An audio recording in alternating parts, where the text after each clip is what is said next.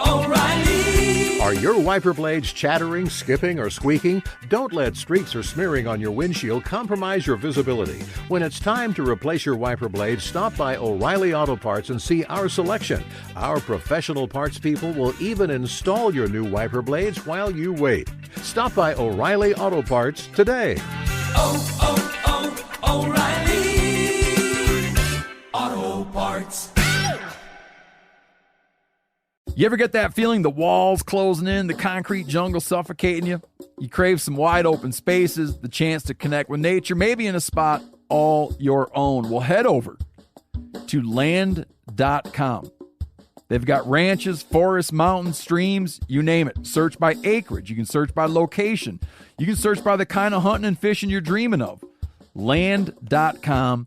It is where the adventure begins.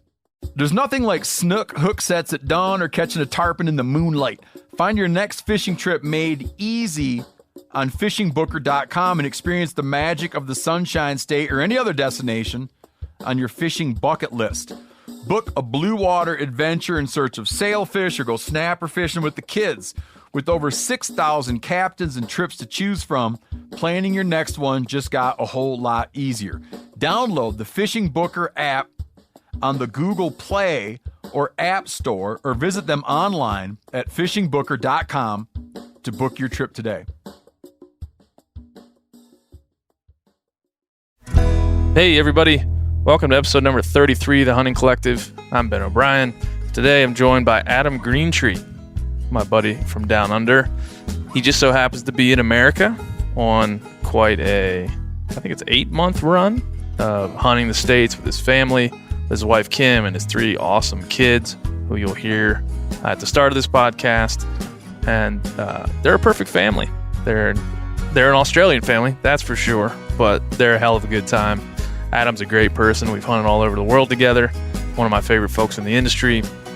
Somebody I admire greatly for what he does and who he is and where he came from. So hopefully you'll learn a lot from that. And you'll learn a lot from Mr. Greentree in episode number 33. Here it is.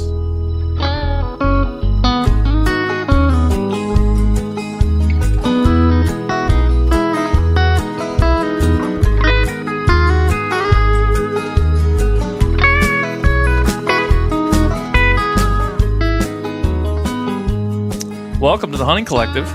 I'm joined today by 2 special guests, Aaliyah and Noah. Greentree. Yeah. Woo! Noah. Yo. You're famous. Pretty much. Aaliyah, you're famous. No, not really. Not yet. But not yet is the proper answer. Yeah. Have either of you ever been on a podcast before? No. No, never? No. Never. Not even. I'm really good at talking though, so that might That's help. good. Okay. That's good. Yeah. And your dad is, who's your dad? Adam Adam Greentree. Greentree. Your dad is Adam Greentree? Mhm. Yeah. What do you know about, what you can tell us about Adam Greentree? He's a really good person. Oh, that's good. He's a good dad. Yeah? He's a good bow hunter. Probably one of the best in the world. Mm. He makes fun of Cameron Haynes' teeth. Yes, he does, and it's awesome. Yeah. Is that it? That's the whole bullet No, point resume? there's more. It's just it hasn't come in my head. What do yet. you got, Aaliyah? Tell me about your dad. Well, my dad is a bow hunter, and he's really good. He's famous on Instagram. He does really cool stuff, and that I like it. I think Dad has a good Very cool. job. He has a good job? Yep. Yeah. Too bad Kimmy Greentree's not here. Yeah, too bad we missed Kimmy Tree. Tell us about your mom. What's she do? She's cool. She's a bow hunter as well, and she does pretty good. She still needs to learn a lot more things, but she's doing good. She's doing good? Yep. Yeah. That's awesome. Yes. That's awesome. You guys live in Australia, Yeah. but you're here in America. For Yeah. 6 months. 6 months in America. We've been here for 2 months, so that means 4 months. Yeah. 4 more Yeah. months. Yeah. Mhm. That's crazy. Yeah. So, how do you like America? It's cool. It's cool. The McDonald's is not good though. Not good. McDonald's like is not this. good. We discussed this. But you do Yeah. like the McChicken sandwich though. Yeah, that's good. That's good. Oh my God. Aaliyah, what is your opinion on McDonald's in America? McDonald's, it's okay, but it's different than Australians' McDonald's, which I don't really like. But yeah, it's okay. It's okay? Yep. What else about America do you enjoy? America's fine, but it's just a lot different than Australia. It has different People. things, and People are different. Like you would be in the middle of nowhere and you'll still see cars drive past. You'll be in the middle of nowhere in Australia and you'll see nothing for like a month. A whole month of nothing. Oh yeah, my pretty gosh. much. Yeah, Like true. Middle Australia, Western Australia, Northern Territory, that type of area, like the Kimberleys, you won't see anyone. You won't see people. Yeah. You want to Or say something really nice about America? Yeah, America, America. Yeah, what have you? Tell us more. Yellowstone. Than the McChicken. Yellowstone. That's Yellowstone, great. That's American yeah. treasure. My favorite state so far is Montana and Oregon. Yeah. With that was a hunt with Akibo and stuff, and then Colorado. That was really fun. Like, Yeah. yeah. What about Idaho? You like that? Yeah, Place? it's fun. It's just we kind of got sick of it. It's like Oh. there's like stuff to do, but once you've done that stuff, it's like no. And much you're getting to ready do. to go to Kentucky. Yeah, it's like we're traveling through like South Dakota, Illinois, Louisville, and stuff. Like Wow. to With your Kentucky. dad? Yeah, That's and the coolest me, thing ever. my older brother Hunter, he's not here. He's slumped out. He's asleep probably. Aaliyah, yeah, and Dad. We're going to be traveling to Kentucky in the next few days. Go to the forget what hunt. Whitetail. Yeah, we'll go whitetail in Kentucky with Akibo. Thank you, Bo. Now, before you guys have to go. Yeah. But before you go, could you just give me one thing you've learned about America? One piece of American, like a fact, your favorite fact about America that you've learned during your time in the U.S. of A. The people are crazy. That's not a fact, but we'll go. That's an opinion. We'll go with that. Aaliyah. I don't really have opinion, but yeah, there is people are different here than Australian people.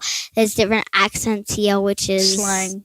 Completely different slang. Like you guys, you probably don't even know what I'm saying right now. No, Probably I not. haven't understood a word you've said since we've met earlier it's a today. bit bent, but Yeah, I heard my name basically. Ben That was it. O'Brien. That's right.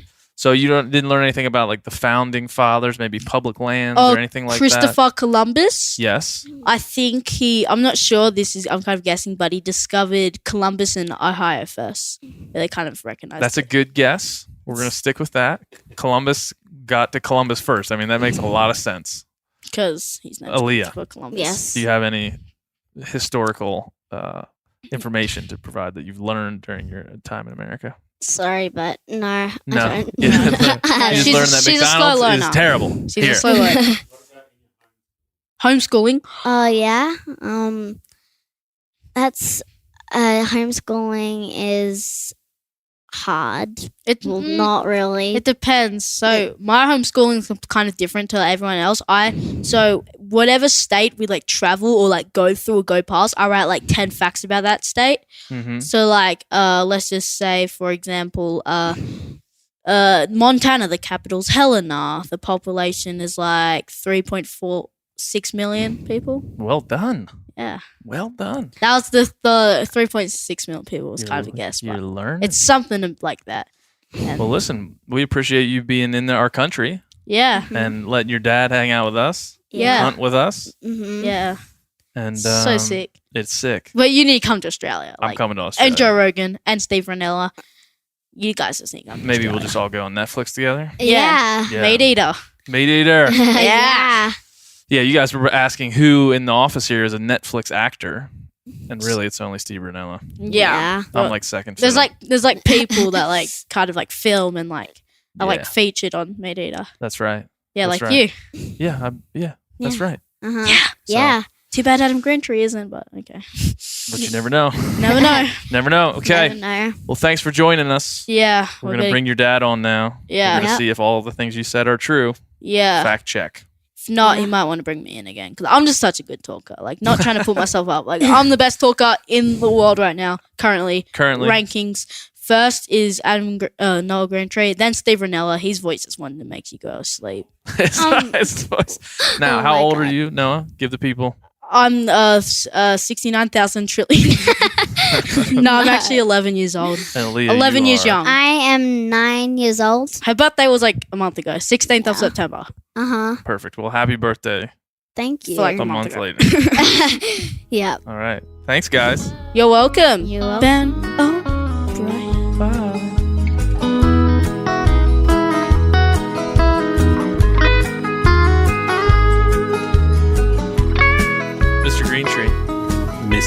Brian. How you doing? I'm doing really well.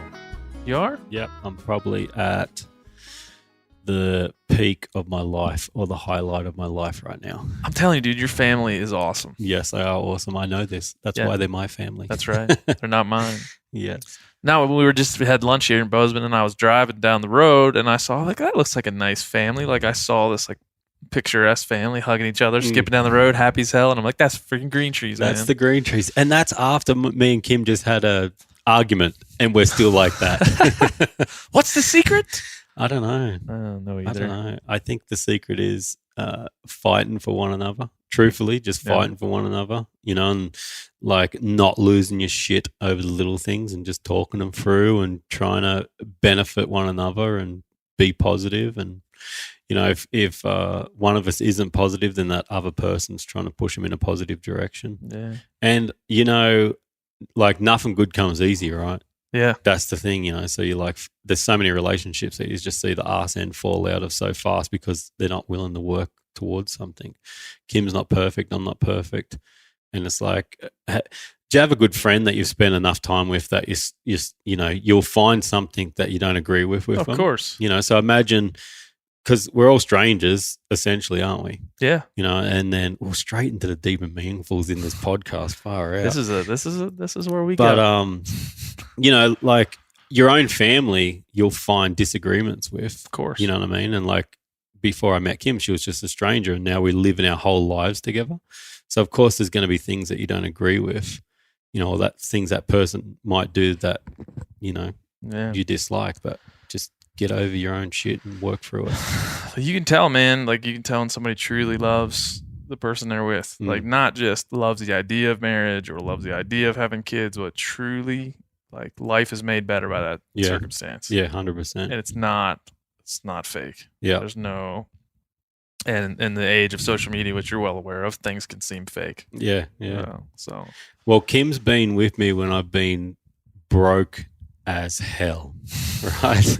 You know what I mean? Like, if she was with me at that point, I'm still broke as hell right now because I spent all my money on hunting. But I'm just saying, if you can go through that hard struggle, together, we've had no vehicle, we've had no money for public transport, sort of broke, and you still love and cherish each other through that. So, yeah. I mean, I think, most people see that I'm doing a podcast with you and expect us to tell all kinds of hunting stories and talk about what broadheads we're using and how to kill the animals and all that stuff. But quite honestly, like, I think people, I don't know how, I know you've talked about this some, but your story of where you started and where you are today is the one thing about you that amazed me the most, like flat out amazing.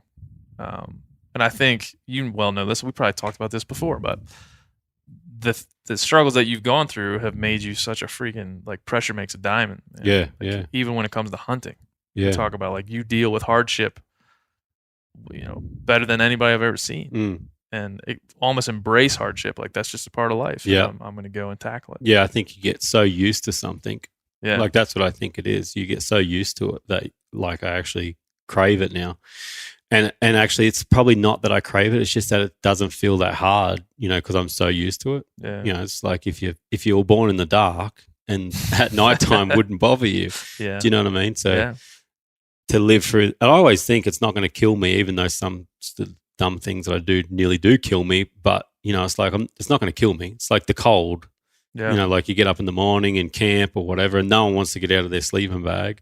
And then you get out in just your underwear and you walk around in the snow. It's like, it's not going to kill me. Like, I'm going to put clothes on soon. It's fine. Yeah. It's just that little bit of discomfort.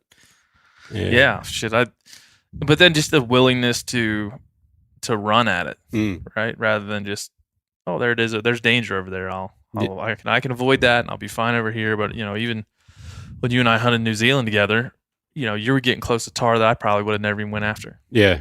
I'd be like, it's too far. Oh, man, I can't go across that shale. I can't bear across a shale cliff and run across some ice and pop over and shoot a tar. I won't even go over there. And I remember watching you or hearing stories about you going and doing those things and thinking, that's a different mindset. Yeah. That's a different willingness. Yeah, it definitely is. A lot of people ask me about, how am I regularly successful? because I'm not a great shot. I'm a good shot. Yeah. I'm not a great shot. But it's the time that I put in and go on to places that other people probably won't regularly go, that, I always put it down to that. I'm good at reading animals. I'm good at getting into places, that are like well in the backcountry and things like that. Yeah. And I put a lot of my success down to, go on that extra mile. Yeah. No, I would agree with that. Well, when you had a tough childhood. Let me just put it that way, right? I mean, we talked about this. You told me a story, early, probably last year, year before, and it stuck with me for a while because I thought, shit, like, as great as your life is right now, there is so much learning that everyone could do from what you went through prior. So, where were you born? How did it start? Give me your early life. Yeah, so I was born in Newcastle in New South Wales, Australia. That's pretty much where we've lived for the last few years as well. And but my parents had their job was like caretaking big ranches, like we call them stations in Australia, but big ranches. And but my father had a little bit of a different childhood than me. He had a good, like, my grandfather was a brilliant man and my nan, very loving people. But I think my father grew up around some bad alcoholics and, maybe a little bit of mental illness in the family as well. There's an uncle of mine, Uncle Chas, and I'll tell you one of the stories so you sort of understand where this man is. But there's a family barbecue and like the whole family's over there. And my Uncle Chas is cooking on the barbecue and they have like a little fox terrier, like a dog. And it runs around and it barks a couple of times and no one thinks anything of it, like whoop-de-doo, it's just a dog having a bark. And the next time the dog runs past him, he picks it up by the back legs and swings it over his head and cracks its head on the concrete and kills the dog. Jesus. There's something wrong there. Like that guy's not wired properly. I've never had anything to do with him, but my father did. I think he was around him a lot. And my father sort of real bad alcoholic and got into it for, like, I still don't know the reason or explanation. Is it part of mental illness or what it is? But so my dad used to hit alcohol really bad. And then in return, he'd get really violent against my mother or us kids. And another one, I'll give you an example of my father. He'd come back drinking. This is when we lived like in rural New South Wales, like out in the middle of nowhere. He'd come back drinking from the country pub, and a dog that we had, Gypsy, she just had a litter of pups, and the pups were yelping every now and then. And my dad comes home and my mother's crying over my father not returning when he was supposed to return, and comes back drunk and violent.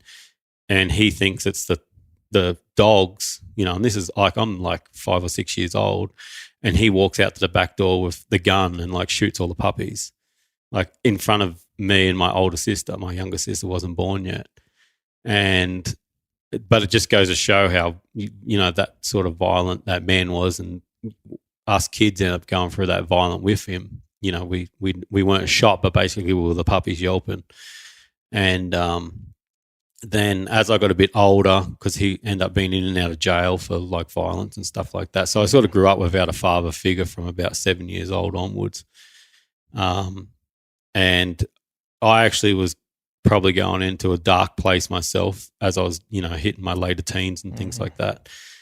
And I started going camping more and like fishing, like outdoors things. And I just, I don't know, it was my escape. It was how I got away from, even my own, miserable thoughts, let alone someone I didn't want in my life. Because what that does when a family separates, especially in Australia, it puts you in another worse place. If you're a single mother with 3 kids like my mum, she had to live in like a really cheap community, like basically what you have in America as the projects. Mm-hmm. We'd live in housing commissions, and generally those areas, like those towns or suburbs, it's all housing commission. So it puts a certain people in that area, and there's a lot of violence. And I said it on someone else's podcast that before I was like 13 or 14 years old, I'd witnessed murder, rape, suicide on multiple occasions and stuff like that.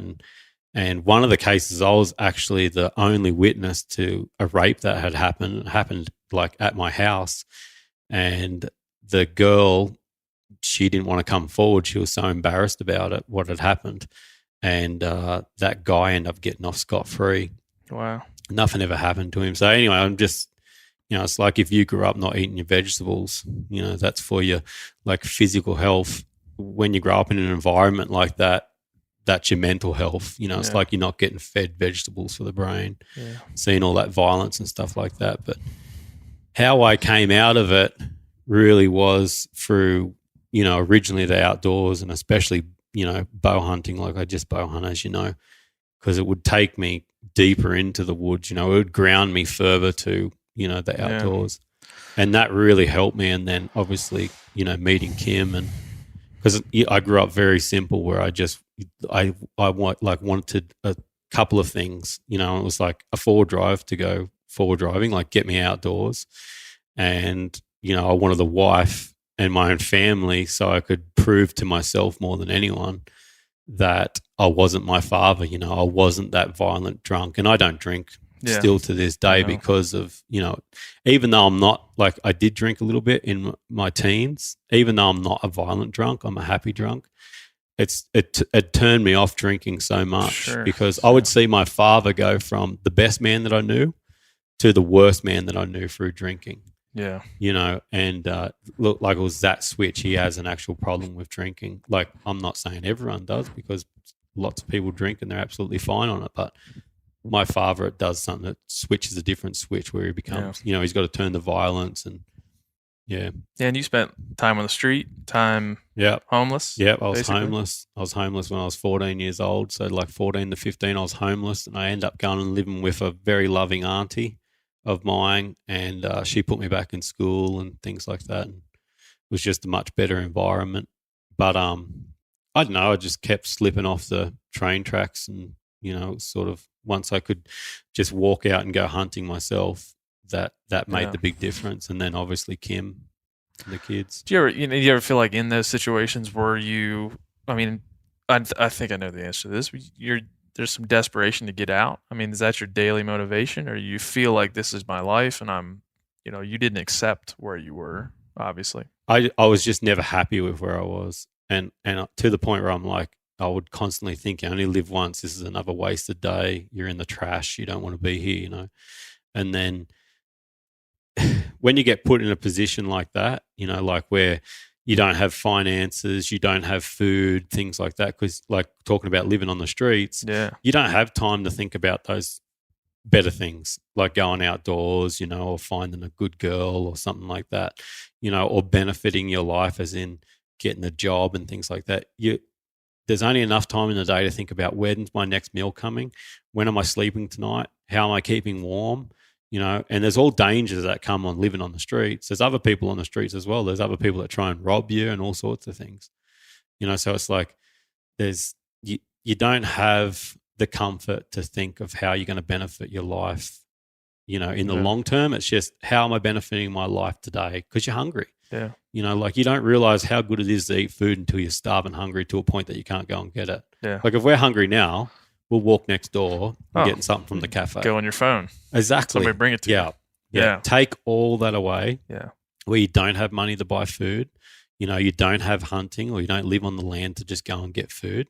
And that's why I think it's also so appealing to be able to go out now today and, go and shoot a deer and have meat, or even if it's like bush tucker or food, from the forest, whatever it is, berries or something. That's why that's so appealing and feels good, because I've been at the complete opposite end when there's nothing on the street. Yeah. I mean, it's got to change you. I mean, there's no way it doesn't. Especially, I always like to talk about perspective. Like wilderness provides, unique perspectives, places you've gone, things that you and I've done together provide perspective on being here. You're sitting in traffic, you're like, no problem. Yeah. At least, At least my kids are in the back screaming. At least they're there. Yeah. This is actually not an issue. This is something not to be upset about. And and that's why that part of your story is as important as your current state, because your ability to be happy, I think, is, in my observation, is drilled down into your perspective on life. and what it could be. Definitely. What it was for you. Yeah. And I think our modern society lacks some fucking perspective. I think there's just this whole culture that just takes everything for granted. Yeah. You know, like it's even a light switch, fresh water out of a tap, you know, and you only need to go you don't have to live on the streets. You just need to go for a trip to Africa. Yeah. Like Mozambique or Zimbabwe or somewhere like that. You know, and you go into these villages where they don't have money to buy a blanket when it's cold. Yeah. But even if they did have money, there's no one making blankets. Yeah. There's no there's no reality where it gets warmer for you via blanket. Yeah. Now, when we went to Nepal, it was much like that. You just realize that we had the example I always use is there was a guy chopping down this giant oak tree, this giant live oak tree. I mean, it's big around his table. And he was just had an old rusty axe and he was whacking this tree. And I thought, this dude has no concept of a chainsaw. And no one around here has even seen a chainsaw. Yeah. And here this guy is, that's just his life. Yep. He gets up in the morning and chops at this tree for probably 12 hours and goes home and sleeps in the dirt. Yep. Doesn't know any different. And still probably happy as anything. Playing the flute in the morning, dancing around at night, happy as ever. Like the human condition, that human condition is way simpler. Yeah. And there's no existential freaking, problems like we have in our modern world. Yeah. So I think maybe that's why I'm happy to embrace what could be considered the misery of the wild as well. Yeah. Because it's like I'm happy doing this. I'm definitely happy turning on the light switch at home. Yeah. Flushing a toilet. Well, there's voluntary misery is you get perspective on voluntary misery when you've had it forced upon you. Yeah, exactly. Like when you don't have anything, yeah, going out and intentionally not having anything is an exercise in like mental health. Yeah, definitely. It's gotta be. Yeah, 100%. Has to be. Yeah, I always feel like it's like physical for the brain. Yeah. You go through these different challenges and, voluntary toughness, Yeah. where you're going out into the wild and just, sometimes maybe experiencing things that you weren't planning on it, but you just deal with it. You put the puzzle together and you deal with it. And then it's like, yes. Yes, I did it. Constant wins. They're like constant Mount Everest that you conquer. No, we had Shane Dorian last time. We were hunting in Hawaii and him and I were sitting up on this vista looking down across this area, beautiful area. And I think both at the same time, we just thought like, we are more comfortable here. Oh, definitely. Yeah. We are more happy and enjoy here in a place where we don't have an inside. We sleep in a tent. We're eating kind of what we kill and whatever we brought. But we're way more comfortable here than sitting in a restaurant. Yeah, definitely. Shane's a special human, eh? Yeah. Yeah. Special human. Yeah, he's an amazing dude. And you and I have been through that in New Zealand. There's just a different feeling. And you're just a happier freaking human being. Yeah. Yesterday, me and Kim, more of a tourist location, but myself, Kim, and the kids were at the Boiling River in Yellowstone there. And so it's like where the water's like boiling out of the ground, like it will 3rd degree burns if you stick your hand in it. And it's running into that freezing cold, like ice melting stuff, coming out of Yellowstone. And there's the mix of the water and you get in the right place and it's just the perfect temperature, like sitting in a hot bath. And it's hailing. We're in there with all the kids. It's hailing. The hail and, is absolutely freezing, but it's like only on our heads. The rest of our body's under the water. And then you've got like this unbelievable landscape the whole way around you, snow-capped mountains, just jaggedy as anything. And we both sort of looked at each other and we're just like, have a think where we are and what we're doing right now. Like this is absolutely amazing. And it's like fuel for the brain, So yeah, memories that last a lifetime. Yeah, if you're in a position where you have the ability to do that, you're in this beautiful place and you stop once or twice a day and just look around like, take it in. Wait a minute. Yeah. Wait a minute. Yeah, this is as good as it gets. Sure, this coffee sucks. Sure, this coffee sucks. Sure, my shoelaces are out of my shoe. But look the fuck around. Yeah. How lucky are we? No. We've covered the sort of the miserable part of your life. And at some point things started to change. When did you notice or when did you start to feel like your life was going in the direction that you felt was necessary. As soon as I started going out into the wilderness more, that was a big part, because that starts to say that you're getting more comfortable in life as well. So I got a job. I wanted to work towards having a good job, good income, because I realized, and this sort of sucks in our society, but unless you're living off the grid in some form, and it usually takes money to even get to that point where you can live off the grid. Oh, sure. Unfortunately, you need a good job to do things in today's society, especially if you want to travel the world, things like that. Or even if you want to travel your own country, fuel costs money, a car costs money, insurance. There's no matter what, there's money capitalizing in some way against you, because everything's starting to cost money. You go in the Yellowstone, it costs.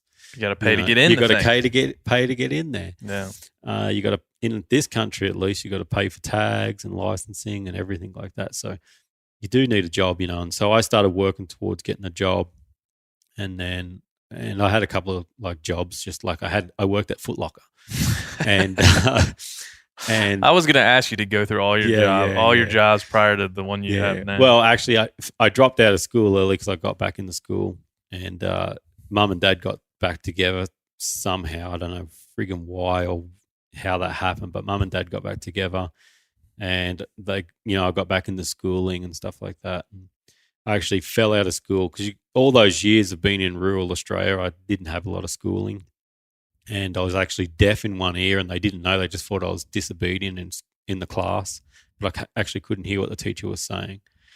And it was really tough schooling when I did go, because there was like one classroom, because like very remote. So all the country kids would come in, and there was like, I think there was like 26, 27 kids in the one school, and of all different grades. So the teacher just come and spend a bit of time with you, or give you a little bit of paperwork if you're old enough to read and whatnot. They thought I was really disobedient, but I just couldn't hear because they didn't pick up that I was completely deaf in one ear. And so I lacked in a lot of schooling, and end up dropping out because I just couldn't catch up. And where was I even going with this? I just started thinking about the school. Foot Locker. That's right. Sorry. I dropped out of school and went landscaping. Yeah. And I went from landscaping to fencing, like domestic fencing, wooden timber fences and stuff like that. And through that, I actually learned to work really hard, because I was on you'd get paid per lineal meter. Yeah. It was like peanuts. It was like $1.50 a lineal meter. So that nail gun had to be going off like an AK, it had to be going boop, boop, boop, boop, boop.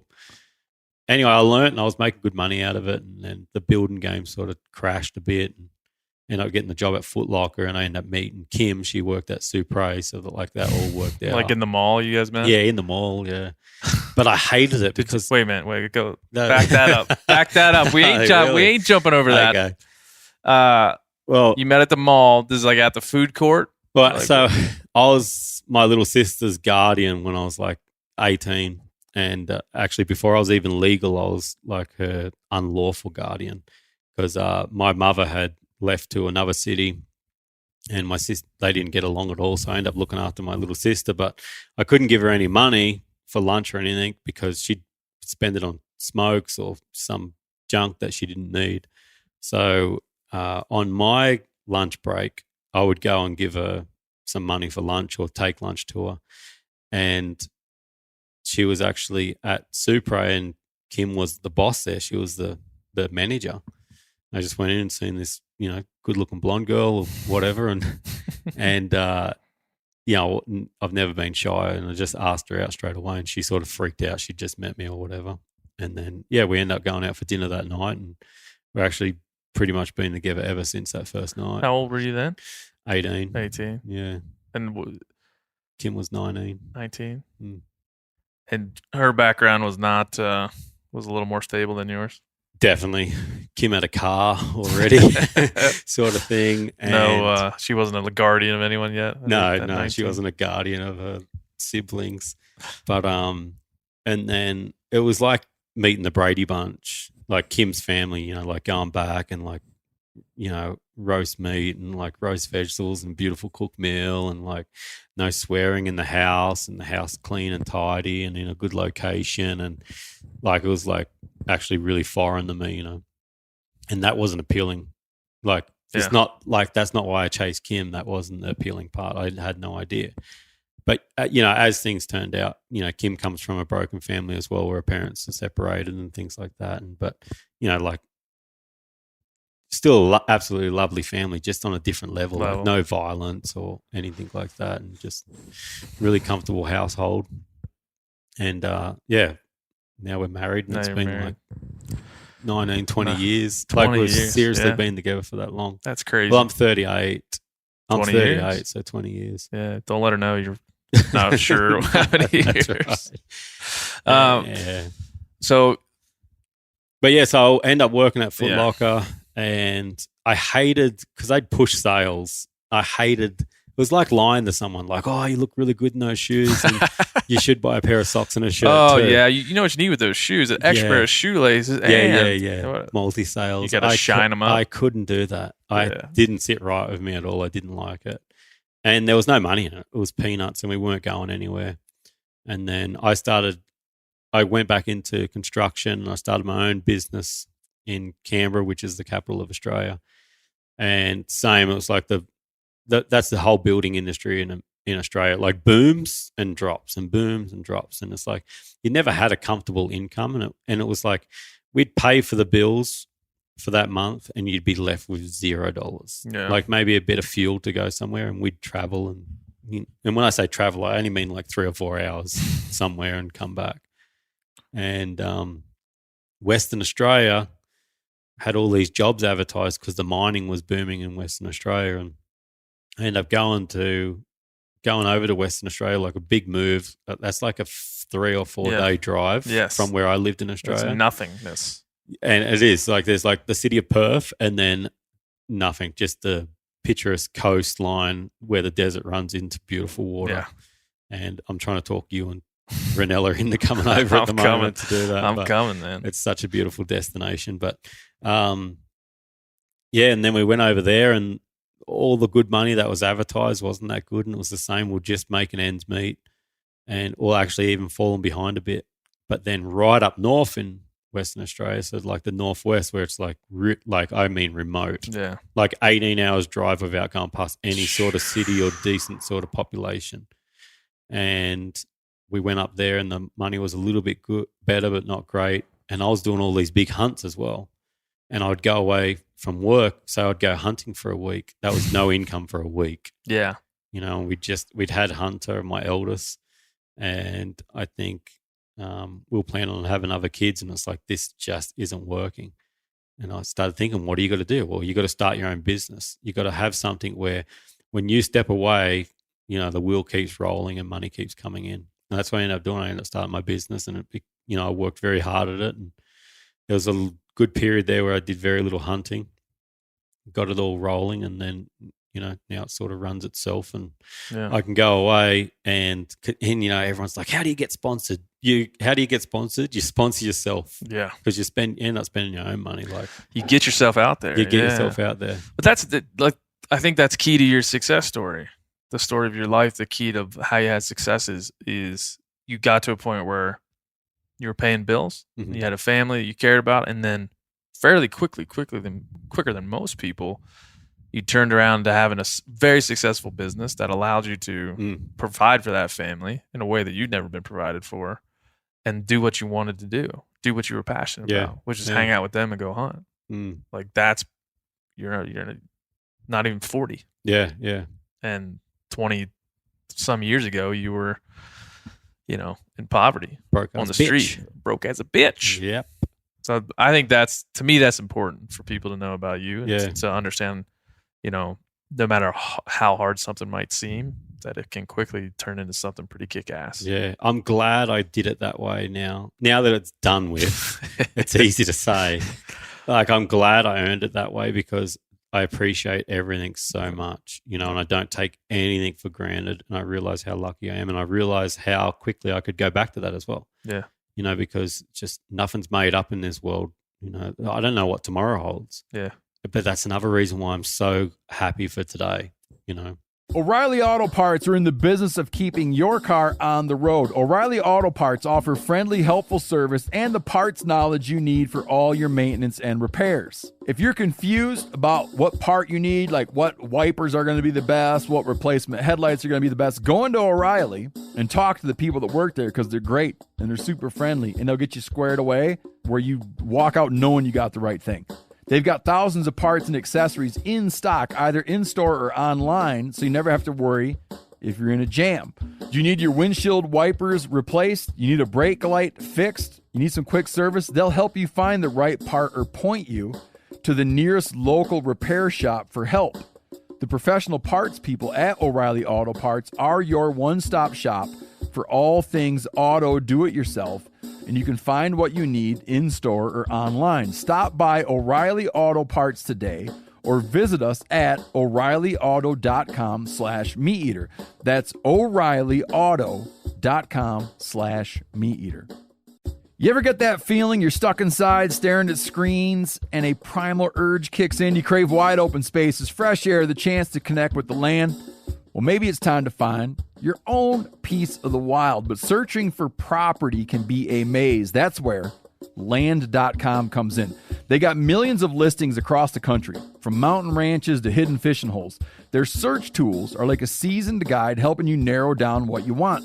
Land.com isn't just about buying and selling. It's about finding a place to hunt, fish, explore, or simply sit by a campfire and listen to the crickets. So head over to Land.com today to turn one day into today, because trust me, there's nothing quite like the feeling of standing on your own piece of earth. There's nothing like snook hook sets at dawn or catching a tarpon in the moonlight. Find your next fishing trip made easy on fishingbooker.com and experience the magic of the Sunshine State or any other destination on your fishing bucket list. Book a blue water adventure in search of sailfish or go snapper fishing with the kids. With over 6,000 captains and trips to choose from, planning your next one just got a whole lot easier. Download the Fishing Booker app on the Google Play or App Store or visit them online at fishingbooker.com to book your trip today. Yeah, I don't know if you're like me, but now my kid, I only got one kid, but he's getting older, and I stay up at night sometimes just thinking about like what his future's going to be. Yeah. And like, that's on me. Yeah. That is on me to make sure that thing is good. Yeah, definitely. And you've only got so long to influence them in. Yeah. You know, and that's like, my biggest fear is the future and my kids, you know, and it's like, I'm not a person that fears much or thinks about much, but I'm just like I worry for our future generation. Yeah. I definitely do, you know, and it's like, and kids will trip you out because they're not you. They're not you. They are to a certain age, and then it's like, who are they hanging out with though? Because it's hard to monitor them in school and things like that. And so far, we've been very lucky that, like Hunter, my eldest son, who's in high school, he's just gotten in with a good crowd. You know, like the other kids at school, we've met them all and things like that he hangs with, and they seem to be really sensible. And you know, and it's. I remember when I was growing up, there was some real shoddy kids at school. Shitheads, You know, like there was kids that were already sort of into doing drugs and things like that. And it's like, and I sort of fell in with that crowd for a while as well, you know, and I'm just lucky that I'm, you know, a strong-minded person that I could sort of get out of that. Yeah. And I did, because I was like, yeah, it's constant drama. There's something constantly happening, you know. Yeah. I think do you call it WAG school here where you skip school? Skip school. Yeah, like I skipped school for like 29 days in a row when I was in high school, and every day was just going out with these kids and getting up to mischief, and I suppose there was a little bit of peer pressure there, you know, to keep doing that. Yeah. You know, because it's like, oh, but they're my friends and stuff like that. And then somewhere along the line, I just went, I've got to stop hanging with this crowd. I've got to stop doing this. This isn't good. I've had my dad tells the story that somewhere during college, because I was always a C+, B+. I was always the dumbest kid in the smart class, or the kid that didn't apply himself in the smart class. Somewhere during college, I think I walked up to my dad. I'm like, listen, man, I'm tired of this bullshit. I'm going to get all A's from now on. Like I'm just gonna apply myself because I'm tired of what has been happening in my life, and I did. And he tells that story like I don't remember that, but he does. Yeah, that's awesome. And I've got a lot of friends that my hometown back in Maryland is straight up a heroin den. Yeah, like opiates are a problem, and I've got half a dozen friends that are either in jail or dead. Yeah, from high school or earlier on. I always think about like those guys were me. We grew up in the same place with good parents in the same little area. But some of them, like I decided not to, and they didn't decide not to. Do you think everyone can make that decision, but they don't? Because that's what I struggle with. Me too. Because so many people grow up like I do, and they just follow their father's or their mother's footsteps exactly the same. Like, how did I get to veer off? How did I make the decision I don't want to be like that, but other people don't? Me too. Because it seems like everyone would be aware that, this isn't a good lifestyle. Yeah. No, everybody. I think everybody's aware that these environments are negative when you're in them. You're aware. And I wasn't in a negative environment, but drugs were around, things were around that I knew if I continued down this road, it's not good. But some people, I wonder if it's just a space and time thing. You think this is a stage of my life, this is fun right now, these are my people right now, I'll eventually get out of it, and then you never do. You die or you go to prison, or that becomes your life and you can't get out. Yeah. And some people stop and think, wait a minute, there's a turning point here in my life. Yeah. I can either go down this path and it can become my life and it's going to be shit, or I can turn things around. There's definitely a recipe that puts you into that position. And it's like when you are living off welfare or something like that there's a lot more negativity around you, and it seems it's like the easy way out. Like, I'll just take drugs or whatever. Or there's a recipe there that pushes people into that position, you know? Yeah. And like, I just always struggle with that because I'm no better than anyone else, but how do they make that decision? I want to know what it took to make that decision. And if everyone can make it, then why aren't they? Because that's not a future that's good for anybody. No. You know? And the odds are stacked against you. In your situation, the odds were absolutely stacked against you. I mean, and the odds were not in my position. My parents were well off. We lived in the suburbs. The odds were not stacked against me. I mean, I could have gone the way that some of my friends went, but none of our odds were stacked up like yours were. Yeah.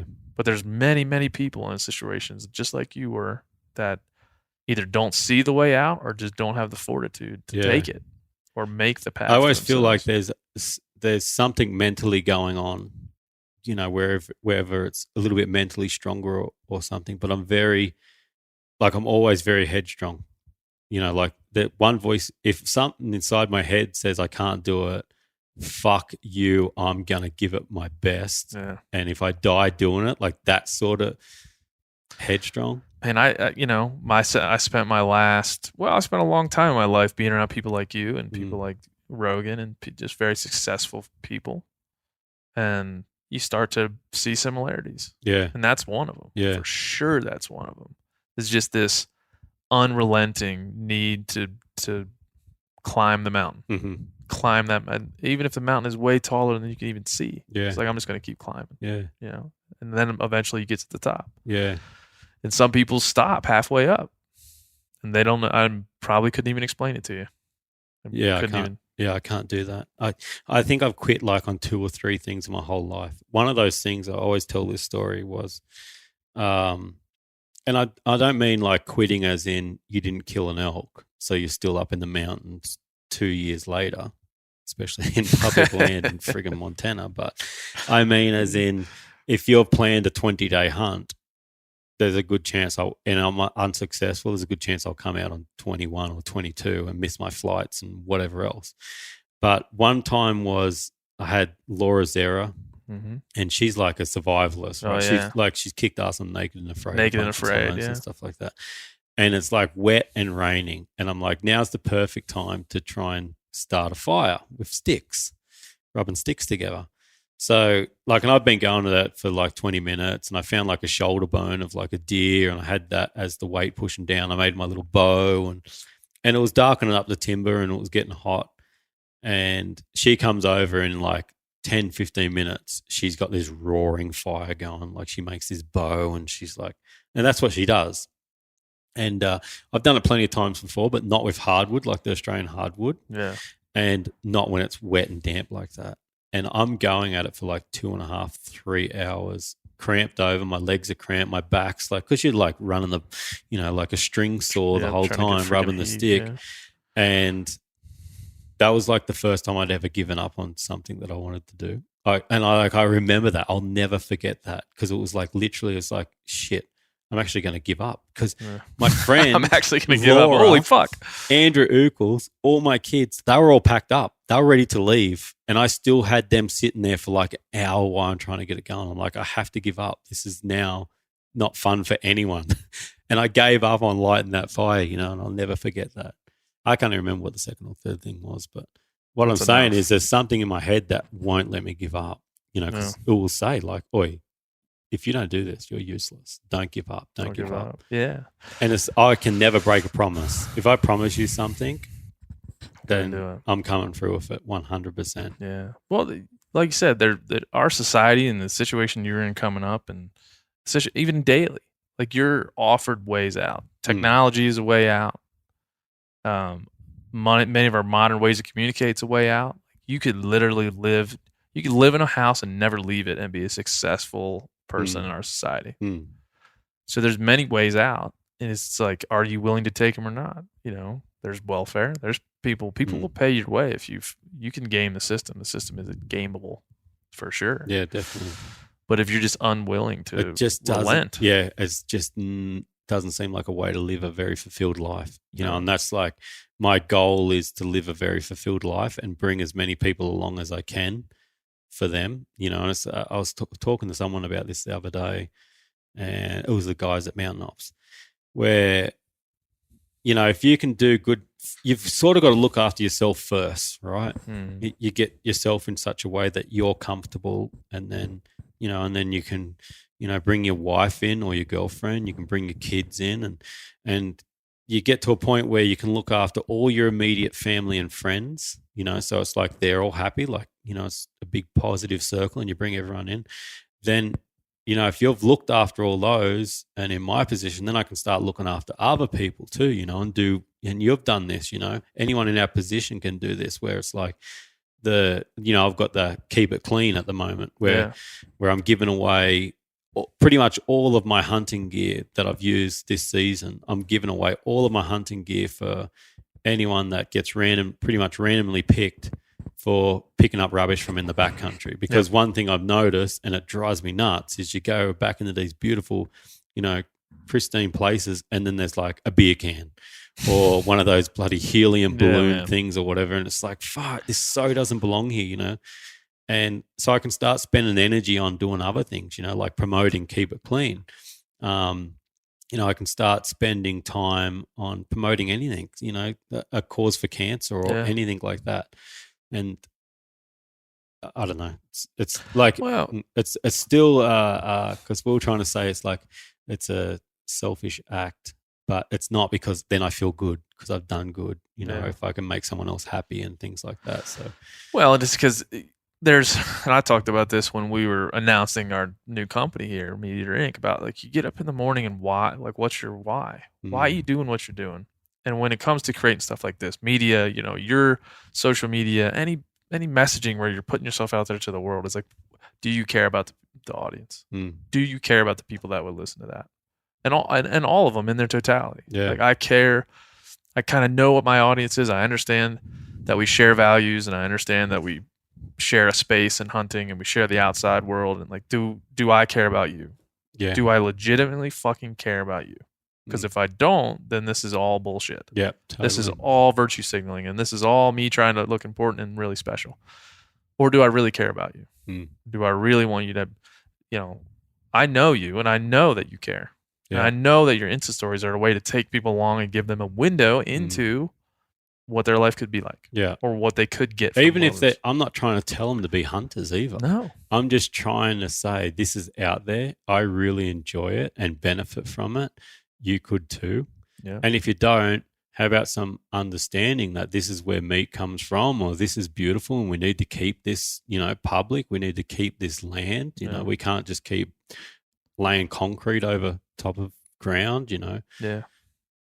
And it's, I don't know, it gets forgotten because there's people in the city that don't even know that it exists. They don't even think about it. It's not part of their thought, and I care for the person that I've never, ever met before. Yeah. I care for the stranger on the street. I care for those people that are walking past this building right now. They look pretty cool. They look pretty cool. They look good. Yeah. I just want everyone to be happy. Yeah. And I think that's the beauty of social media, but part of the problem is you're constantly putting yourself out there, right? You're constantly messaging around the things you care about. And then it becomes, you get sponsored, it's a business, and those things start to come together in a weird way. Yeah. And people can start to think, well, sold out, or did this. Well, you like the word byproduct. Yeah, I love it. It's just the byproduct of what I do. Yeah. And it helps you do what I do. Like it does. I'd do it anyway because I did. You were doing it before anybody gave you anything. Way before anyone. Yeah. I'm Australian. No one gives a fuck about Australians. That's what it's like. Australian has never heard of a sponsored hunter. I do like blooming onions. You do, yeah. Even though no one serves them in Australia, but whatever. But we're so stupid in America, man. Yeah. What are we doing? Totally not. But that's. So, because I wrote articles for 13 years and I never took payment for a single article for 13 years because I just wanted to promote hunting in the outdoors. I just wanted people to see that. And what sucked about the hunting magazines is hunters were buying those magazines. And every now and then I'd write because I'd be strictly bow hunting magazines. Every now and then I'd write an article for a shooting magazine, like a gun magazine. I love those articles most, not because of what I wrote or anything like that, but because I knew there was guys that had never bow hunted before that would see that article and get bows and go out bow hunting.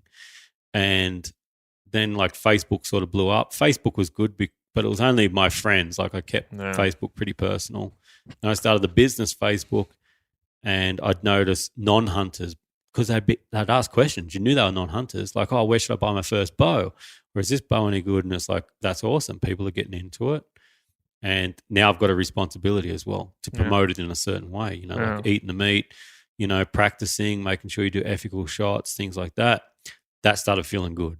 That feels good, 100%. Anyone that says that doesn't feel good, well, I don't know what you're in it for, but that felt good to me that I was getting to push my ethics, which I knew were good, onto other people, because I'm not like one of these controversial figures where I push spine shooting deer or something like that. It's the textbook stuff. Yeah. Then Instagram come along, and obviously Rogan blew me up on Instagram. But even before Rogan blew me up, to have 50,000 people following and I could put the word out on bow hunting or the outdoors or eating meat or whatever it was instantly, and half of them weren't even in the hunting. Yeah, man. Now let's do the other end. I reckon 200,000 followers of mine don't hunt, and I get to put that word out, the outdoors, public lands, eating meat, hunting, fishing, everything. Did you ever feel yourself? I struggle with this, and I'm open about it just 'cause that's part of the reason I have this podcast, so I can just talk through shit with people I really like and respect. But do you ever feel yourself? There's a playbook, right? There's the hunting playbook. Why do you hunt? Well, here's the playbook, right? We know conservation, our North American model, meat, adventure, sustenance, boom, bam. I don't have one thing. Yeah. Yeah, if that's where you're going, there's not just one reason why I hunt. There's many reasons why I hunt. Yeah. And it's it's like eating meat. But sometimes I shoot things where you can't eat the meat. Yeah. And it's predator control. And it's well, it's just not predator control. It's that I'm an animal as well. Yeah. And what I do is I hunt, and it's and it depends where it is, because some countries may not have this quite in check. But basically, if you're in America and there's a tag for something and there's science that's gone behind it, there's no wrong in hunting that animal. Yeah, it's a great point. There's nothing that you can do legally, right, in any of the countries that I've ever hunted in, even Africa and stuff like that. And I know some people turn their nose up about hunting in Africa. It's still for a purpose. Hunting has hunters in the modern day have never hunted something where the numbers become endangered. It's actually quite opposite. Whatever gets hunted has a value and numbers are increasing. Yep. And I've had obviously I've had many arguments over the years, but one lady, and I hardly ever get hate from anti-hunters. Most of my hate comes from other hunters these days, where people have just got a difference of opinion, or they've listened to some gossip or some crap like that. But this lady sent me a message, and she was saying about her domestic pig, can't believe you're into hunting and stuff like that. And I'm like, well, you're actually talking about an animal that doesn't get hunted. You're talking about a pink domestic pig. But the only reason that pink domestic pig is here today is because of human consumption. That's the only reason those cows are alive and have a life today, is because of human consumption. And you're saying you want to take that away. Like, there's a much bigger picture here, right? There's a much bigger picture here. Those animals have lives and are here because the demand for meat. They get a life because of the demand for meat. Yeah. If we put that at the human end, right, and say, look, the world's overpopulated, no more humans, no one's allowed to have babies anymore, that's denying my little girl, my kids, life. Yeah. They wouldn't even be here today to have feelings and stuff like that. There's a much bigger picture here, and it goes way further than what someone's opinion or belief or something is. Yeah, way There's deeper. life. Way deeper. And then I always like to say, if we got all the bow hunters that follow you, or all like you and all your bow hunting friends in a room, and we said, okay, here's the deal. White-tailed deer. You guys like them? You love them? Yeah. Can't hunt them anymore. Oh, fuck you. We're like, okay, let's get past that. Secondary to that, do you still care about them? Do you still want them around? I'm sure the answer would be yes. I am sure the answer would be yes. And I think that answers the question of do we value the animal beyond our ability to kill it? Do we value it? Because if you told me you can't hunt elk anymore, I would like, that's fine, but I would love for the elk population is just, what's the solution? You better provide me another solution where the value is there, the money is there, the conservation efforts are there. That's better than the one we currently have, which is hunting and our model of conservation. But I truly believe, I was thinking about this the other day. I wonder sometimes about some fishermen, if you said, oh, hey, you can't catch those trout, would they still want to clean water, clean estuary? Would they care? Would they just go back wherever they came from? I don't know that question. I'm not that big a fisherman, but I think our group, people you and I know, would say, yeah, absolutely. I care. Yeah. I care. And I want it to be. There's heaps of things that I don't hunt that I still want around and love to see. Yeah. But in your killing. Have you ever hunted the porcupine? No. No, either have I. And yesterday we seen one on the road. As soon as I seen it, I slowed down for it. And I was like, make sure he gets across the road. And I sort of even parked across double lines to make sure the other cars just couldn't buzz past me. And I flashed them, let the porcupine walk off, and me, Kim, and the kids looked at me and was like, far out, that's so cool.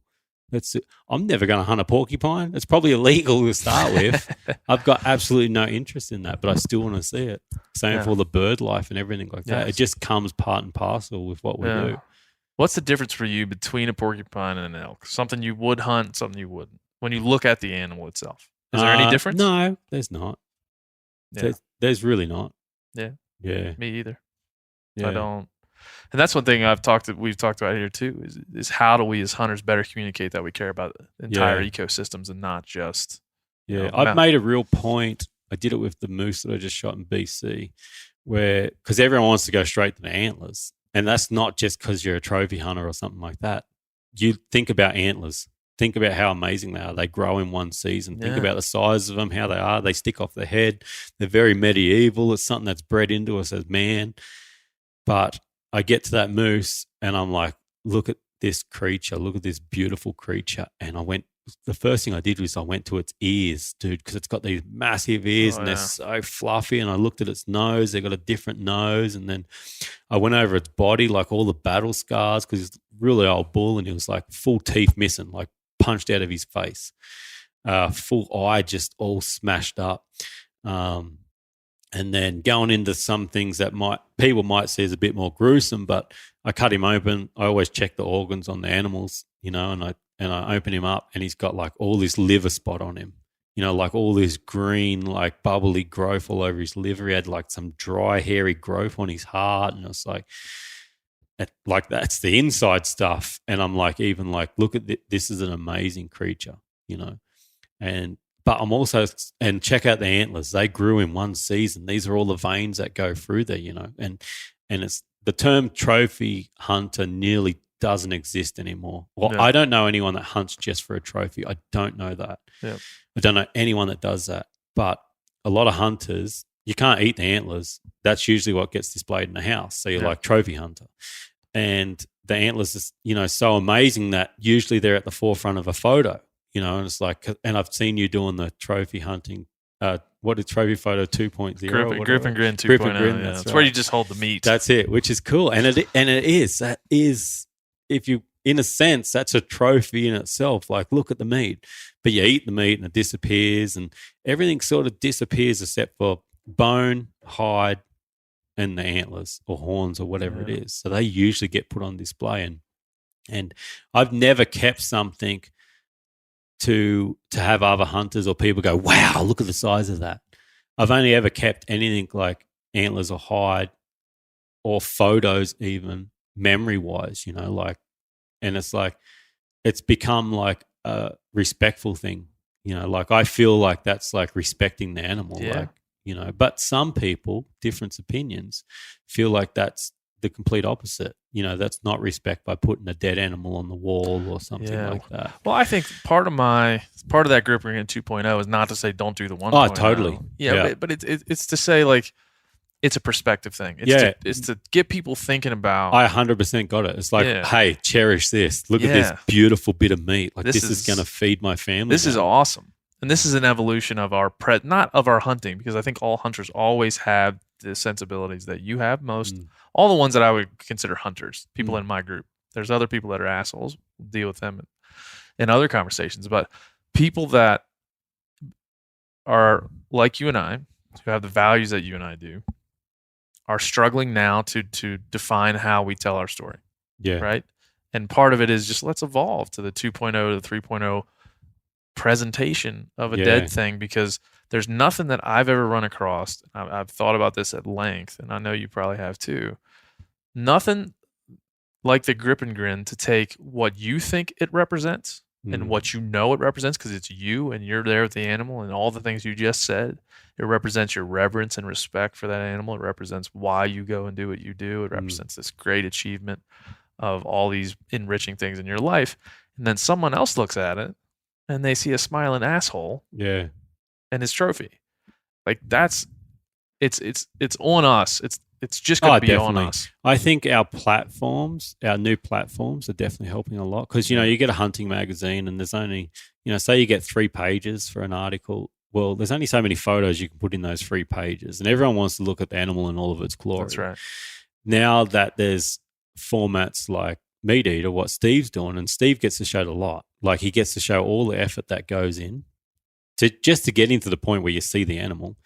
Then he gets the animal dead on the ground if he's successful, and you see that quick image. There's the animal, whatever. Then it jumps to, because it's a lengthier platform, to cutting it up and cooking and eating it, and like, this is life. This is why we're here today. This is why there is man. And with my platform, and especially doing the Instagram stories, do you know how many messages I get that are like, holy dilly, I didn't know it took that much. Like climbing the mountain, camping back there, all the organization, getting it killed, getting it out, getting it cut up, getting it to the freezer, getting it to the pan. That definitely that platform that we can show things on now, and then you've got guys like Cameron Haynes and John Dudley and stuff like Remy Warren at the forefront of it, and like Rogan's notorious for showing the meat, and just showing a much bigger picture, where it's not like we just drive out there, shoot a deer off the back of a truck, load it up, drink some beers. It's not like that's Hollywood. Well, yeah. I mean, you got somebody like Shane Dorian, right? You need somebody like Joe Rogan. These are people that are at the top of their game, and they had not in hunting. Not in hunting. Shane's a pro surfer, and Joe's a pro talker. Just a pro and everything. Just a fucking pro. But those guys, that's adult onset hunting. Yeah. Is what that is. They took up hunting when they were intellectually able to process what they were doing. And what always enlightened me about their output on social media is that neither one of those two people, Joe and Shane didn't get together and be like, let's not share grip and grins. Let's not share dead animal shots. Let's just share meat, and let's share the camaraderie, and let's share the things that we know are important. They did it opposite of each other.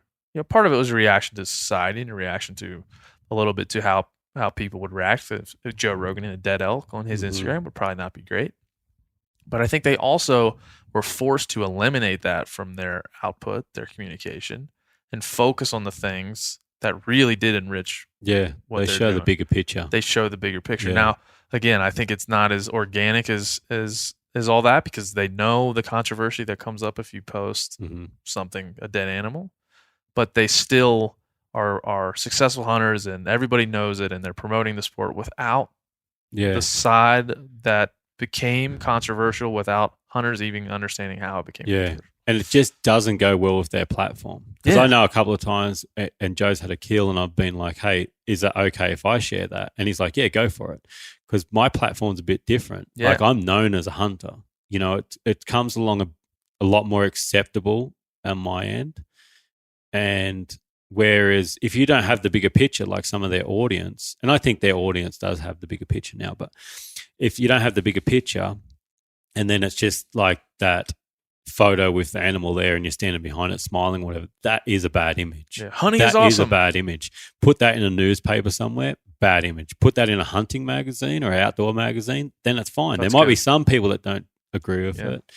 But I've built my audience now that, and there's no shock horror in it. I don't mean it in that sense, but sometimes I'll just put sort of a bloody photo up. Like, this is normal, this is natural, and I don't get any negative reaction because I've built them. They know everything else that's involved in it. They're not wondering why you're doing what you're doing. That's just not it.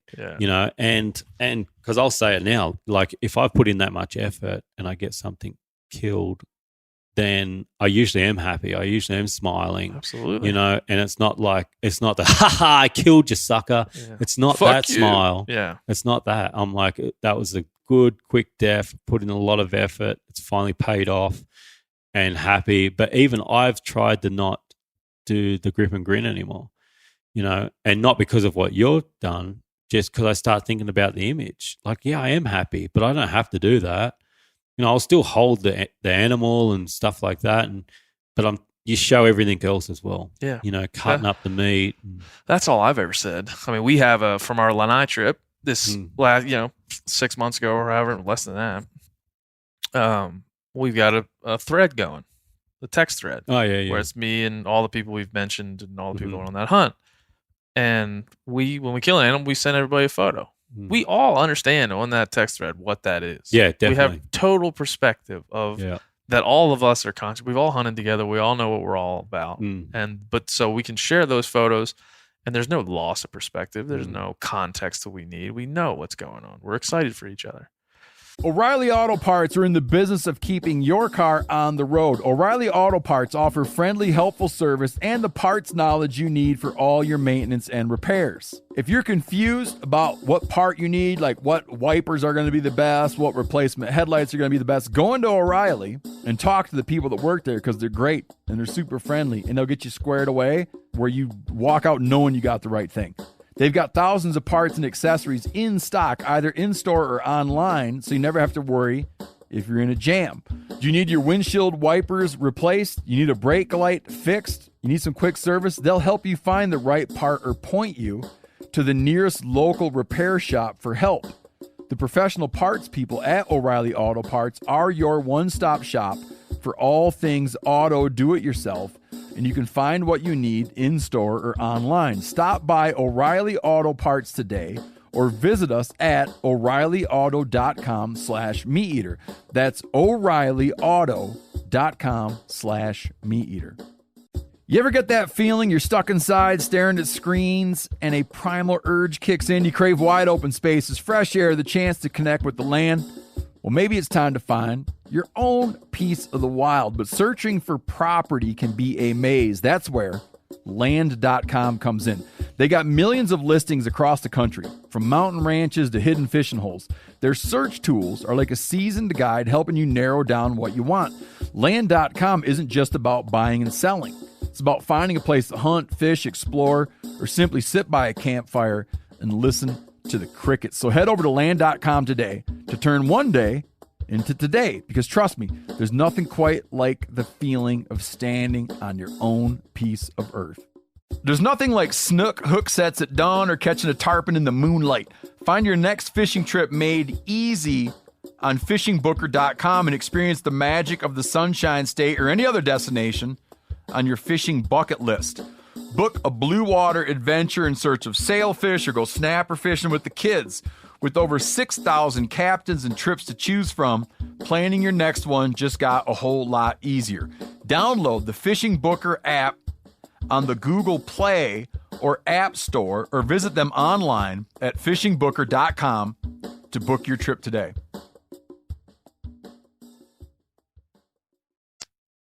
Outside of that, it's a little sketchy. Definitely, yeah. It's a little, yeah. and you've seen that. I've seen it. We've all seen it. And I think I just came out and said it in a way that probably early on was a little bit touchy for some people, but I truly do feel that the only conversation that matters is how do we better represent the thing that we do. And even if like guys like you and others who do represent it very well, how do we still do it better? How do we lead the charge? How do we say, like, here's a question we ought to ask. I don't know how to do it. I'm not telling everybody you have to do it the same way, but here's a question we ought to be thinking about. Here's something that bothers me. And that's a better promotion. Yeah. For our pastime. Yeah. I mean, is there something you see right now that bothers you in our community? Something that I might even start a segment like the shit bothers me, and that's the segment where we just talk about what's something that you see that's bubbling up. It's like the whole Yeti NRA thing. It's like we're constantly looking for, not me, some people, and it seems like a good population of the outdoor industry is constantly looking for something to be angry about. Yeah. Something to constantly jump on the bandwagon about. And the whole, like whether I was sponsored by Yeti or not, that one really bothered me because I was like, here we are with an outdoor company that puts so much into the outdoors and what we do, and we're trying to kick them out to let someone in that possibly won't put that money into the outdoor industry, and it's like, it just seemed like a bitch fest for social media. That's what it was, and we're constantly looking for one. I missed the one on the whole Nike thing or whatever it was, but then there was that one, and like it's like any day someone else could be next. Yeah. I just spent time, like there was the whole Under Armour one. It's like there's constantly something coming up, and who trashes us the most are ourselves, hunters. Like we're the ones to air our dirty laundry the most. Like these antis must be on the sideline just rubbing their hands together, going, brilliant. Look at them. We're going to divide them. Yeah.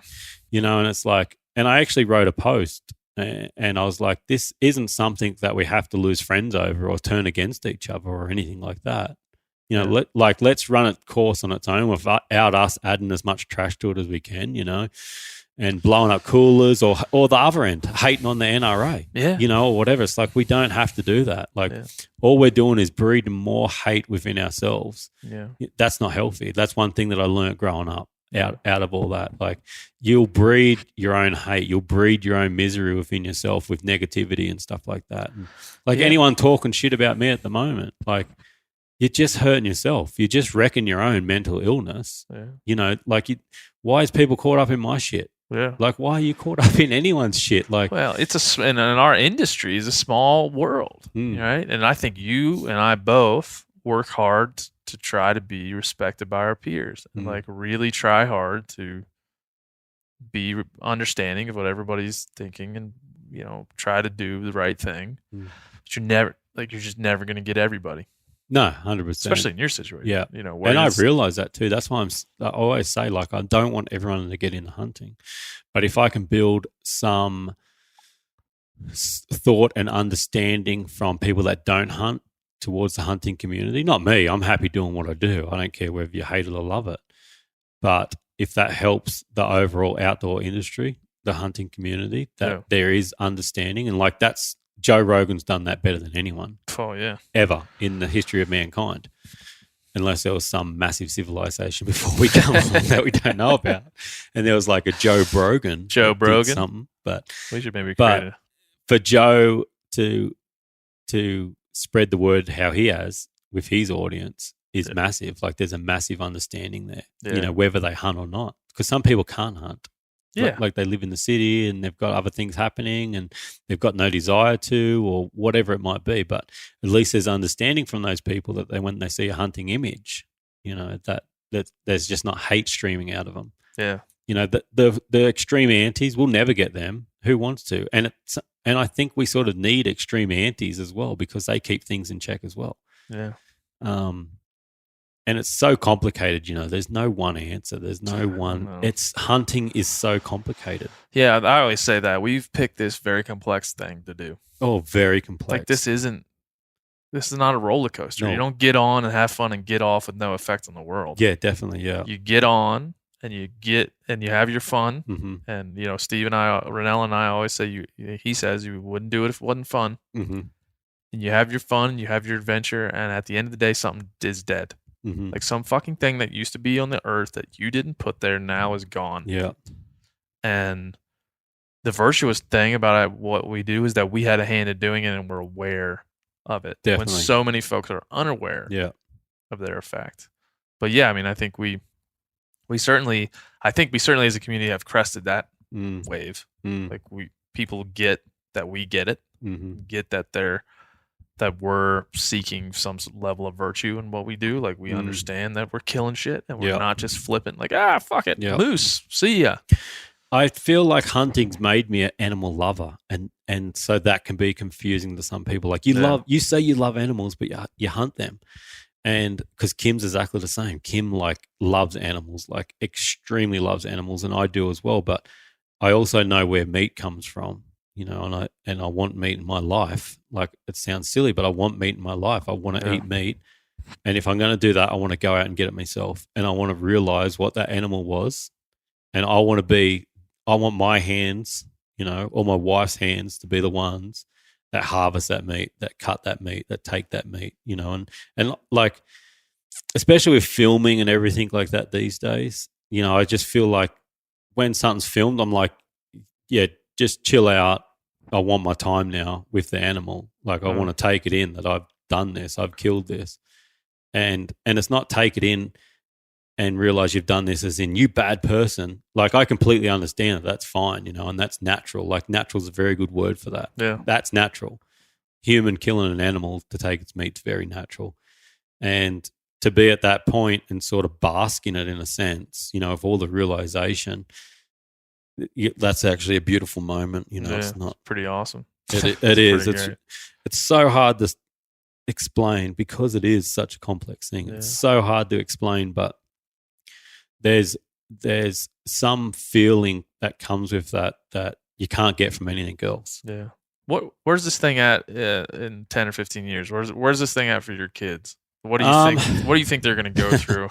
Because I think we just had them on. Yeah, I think my kids are extreme. They're awesome. So cool. Like where I think about this with my son a lot. Like where's this going to be for them when they're at a formative age? What will hunting look like for them? What environment are they going to be in? I don't know. I feel like I'll be, because we've thought about going off the grid a lot for before even all this social media, because this sort of blew up. I never really asked for this sort of following or anything.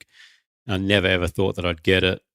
You know, I never wanted it. You know, it's just I just wanted to promote hunting, even if that was only 4 friends and some family seeing it. And for it to blow up, because I'm actually usually a private person. I don't like crowds, like most of my hunting solo, as you've seen. And to have now all these other people that sort of get a voice or look into my life, it's not something that I ever wanted. So, and me and Kim have always been like that. Like we'd love to live off the grid, grow our own vegetables, fruit, harvest our own meat, still have domestic stock. It wouldn't be all wild meat. Like we'd have chickens and pigs and things like that as well. but lots of wild harvests, and just really live off the grid, like our own water, our own energy, whether it's solar or turbine. And always felt like time moved a lot slower because it does. When you're out in the country. Oh, it does. Time moves a lot slower. Time seems better. Everything seems more valuable. You don't get – this is a rat race still. Yeah. Like I might go off the grid every now and then, like when I go BC moose hunting or backcountry in Montana or Northern Territory like Arnhem Land, and like that is off the grid. But then you come back into a bigger rat race than anything because, emails, bills, things like that have gone unchecked in that time. And it's not real quality of life. It is. Oh, life's freaking awesome, dude. Well, don't get me wrong, but I'm just saying it could be better, and that's more suited to me, especially with my upbringing. Like I've cut family out of my life, like my own father, my own blood. I've cut him out of my life, so it's hard to let strangers in just on that very fact alone. Of course. So I don't know. My kids might live off the grid. That might never happen. I don't know, but. Hunting wise, if I stayed on the direction that I'm going now for my kids, I don't know. That maybe they don't want to be hunters. Right now they do. Yeah. They love the idea. They love the country. They love going up to, we own acreage up in the mountains at home. They love horses. They love eating meat. They love chasing, catching, killing, anything. That's what kids love to do. They love it. Yeah, I mean, it'll be a journey for them like everybody else. I mean, they may fall out of it and fall back into it, and it may not be cool with their friends when they're be able to influence when they're teenagers here, and then later on in life be like, what was I thinking? I should get back into this. Yeah. I should find this thing again. But they're certainly going to be challenged more than you were coming up, and I was, because I'm 32, and you're a little, in this country, on my generation, probably our generation, the first generation that couldn't just be hunters anymore. Yeah. We had to be, at some level, messengers for our thing. Yeah. And that's when society kind of became this negative thing. Mm-hmm. Almost like AR-15s and other things that have been demonized or have been misunderstood. And America's actually coming from Australia to America's actually got a much greater population that's understanding of hunting, even if they don't, because they've got such a big population of hunters. That's right. And it's like advertised everywhere during the season. In Australia, it's not. It's like being kept on the down low.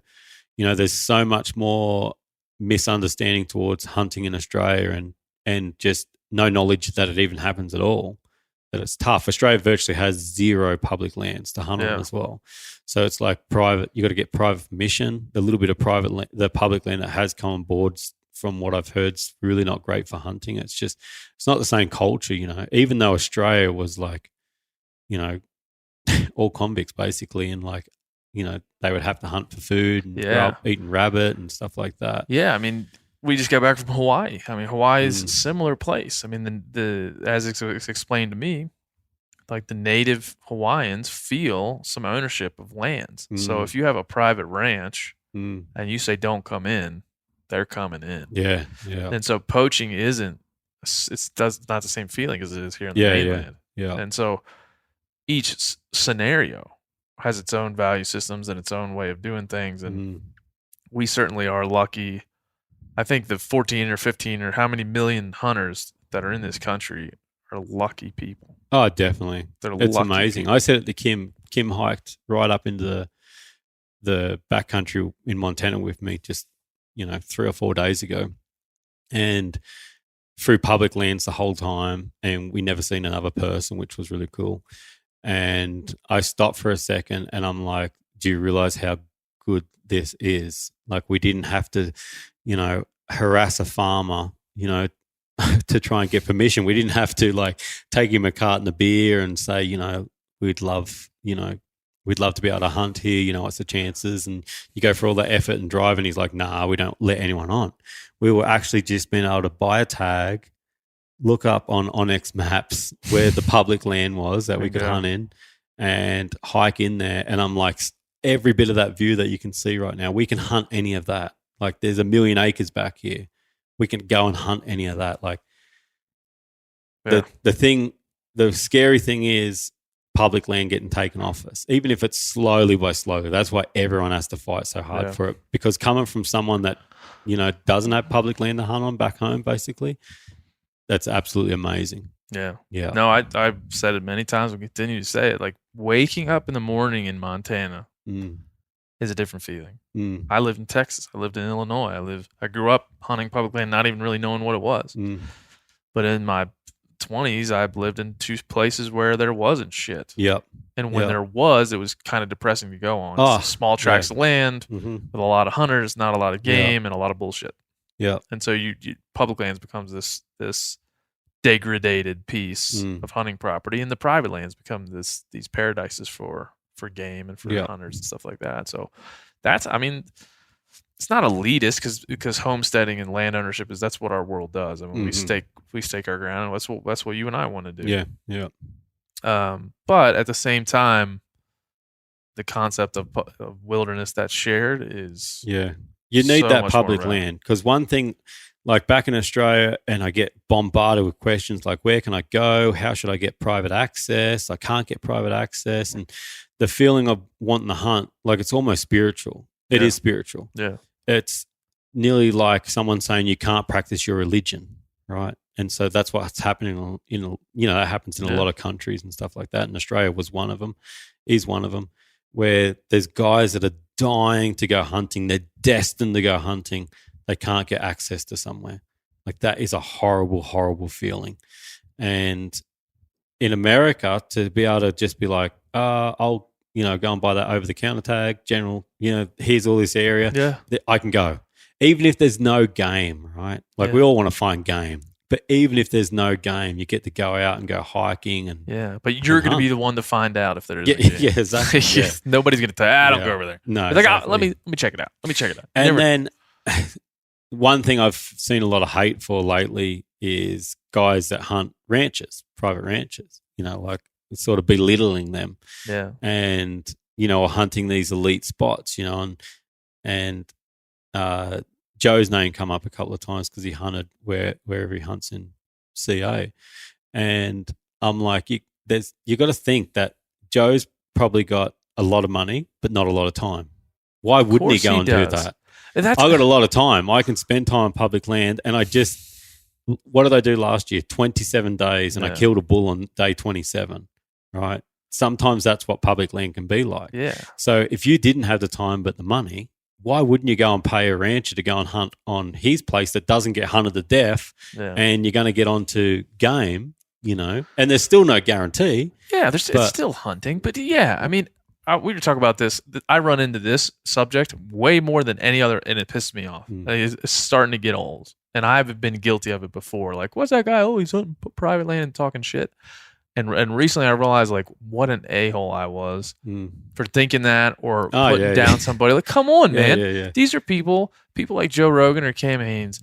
Cam Hanes especially. Let's take Cam for example, because people love to talk about that guy. And I do too, because I think he's a great human being. Like, 100%. Outside of his, I've spent time with him. You spent time with him. Yeah. Outside of his Instagram, you erase that from the earth, and that's a good, outstanding human. A good fellow, 100%. Right there. Yeah. And so, beautiful teeth. Yeah, nice teeth. Very white as your shirt. It's kind of. You think they're real? Yeah, they're real. There's no need to doubt it. No. But here's Cam, right? So Cam goes out. He came up in this industry. Hunting DIY. I mean, he wrote books. He was the DIY hunting guy. He wrote for Eastman's Hunting Journal. That was Cam. Yeah, Cam. Ice Cube wrote a song about him. Yeah. It's like, I started this gangster shit. This the motherfucking thanks I get. Mo money, mo problems. Yeah.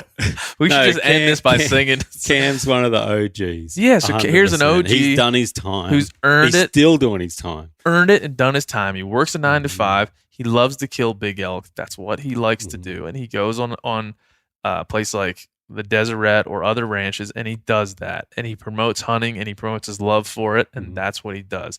And if you have a problem with that, you have a problem. Yeah, 100%. And if you can't respect that this guy is like some way graduated to be able to do that, he's earned his keep to be able to do that, I'm not sure what I can do for you. Yeah. The thing is, if Cam didn't get that opportunity to hunt one of those ranches, he'd just go and do the public thing. Of course he'd he still would. kill bulls. He's refined his hunting to the point where, just like Joe, Yeah.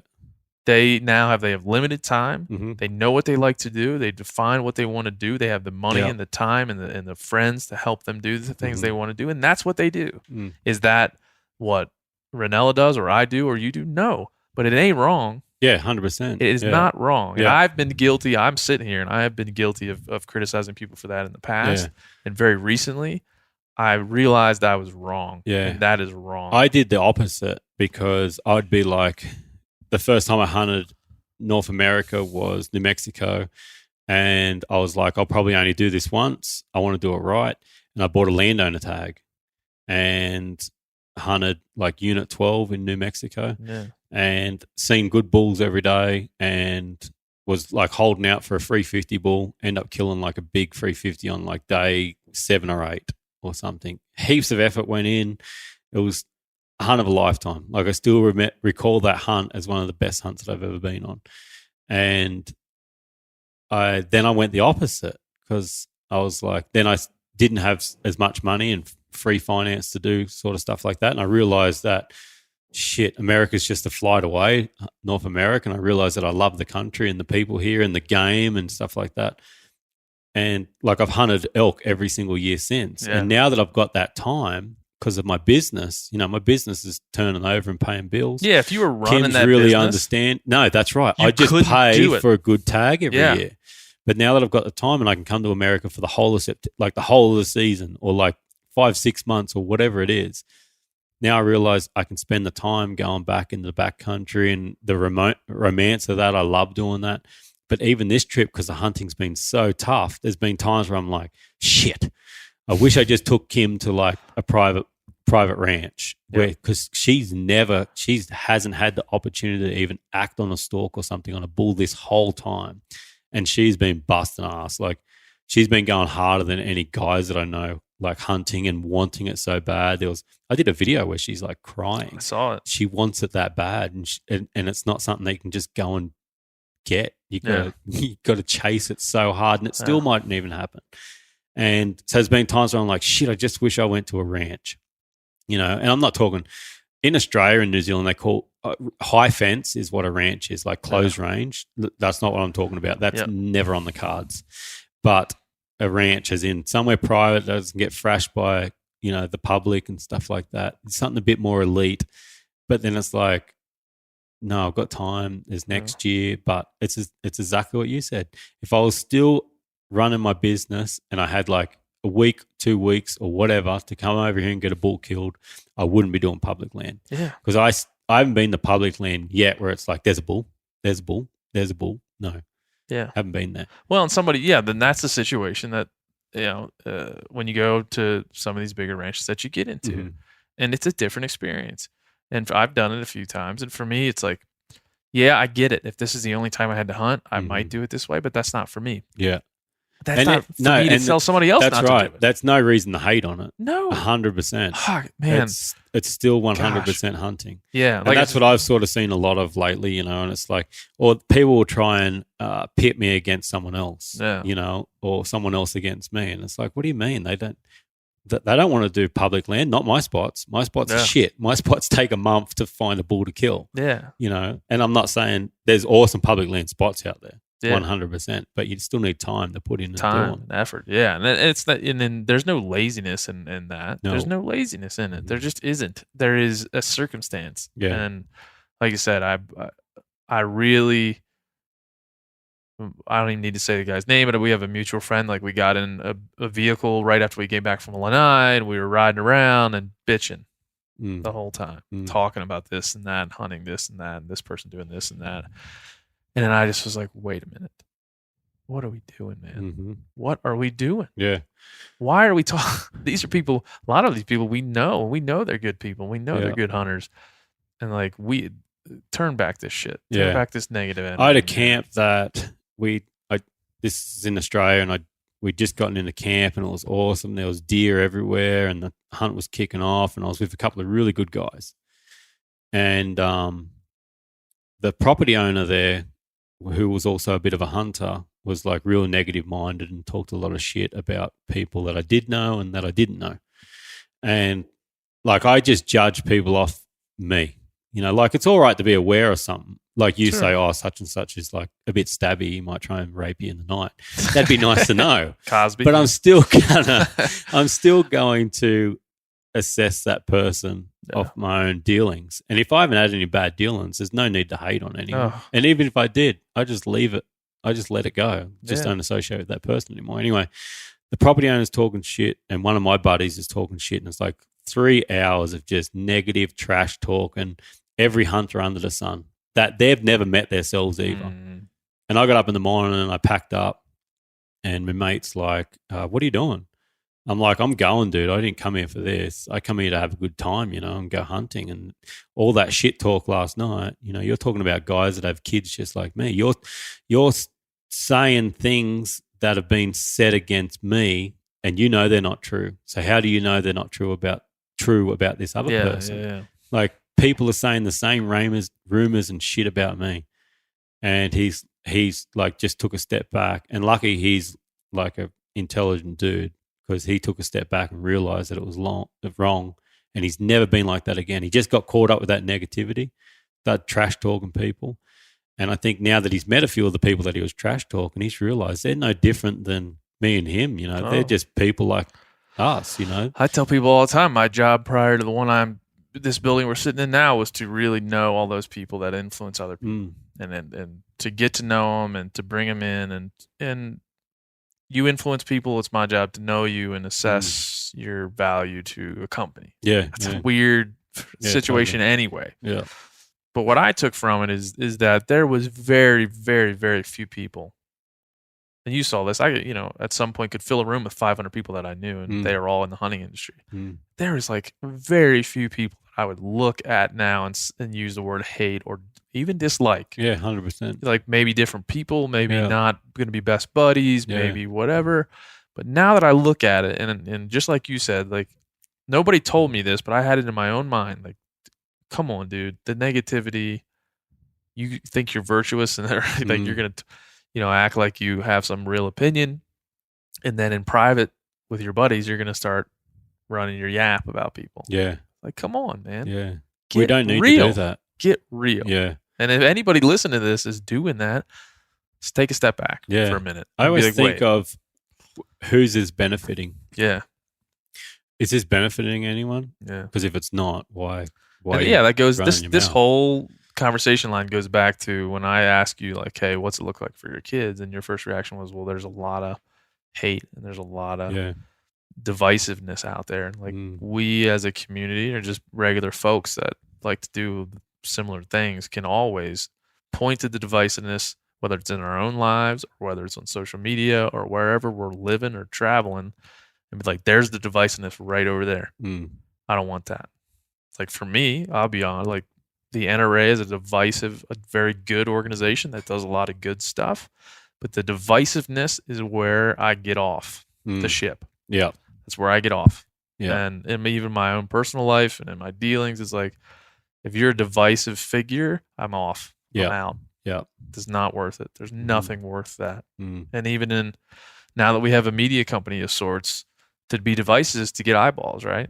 If we were sitting here saying a bunch of controversial things, more people might listen to this thing. Yeah. And but it's that shallow audience then. Yeah. And that's what I see a lot happening of, it's just whatever gets a raise, whatever grabs an audience at the time. So people will say and do stupid things. And if you're like a name, you basically become an item, and people just talk about you like you're another item, like Cameron Haynes, Joe Rogan, myself, whatever.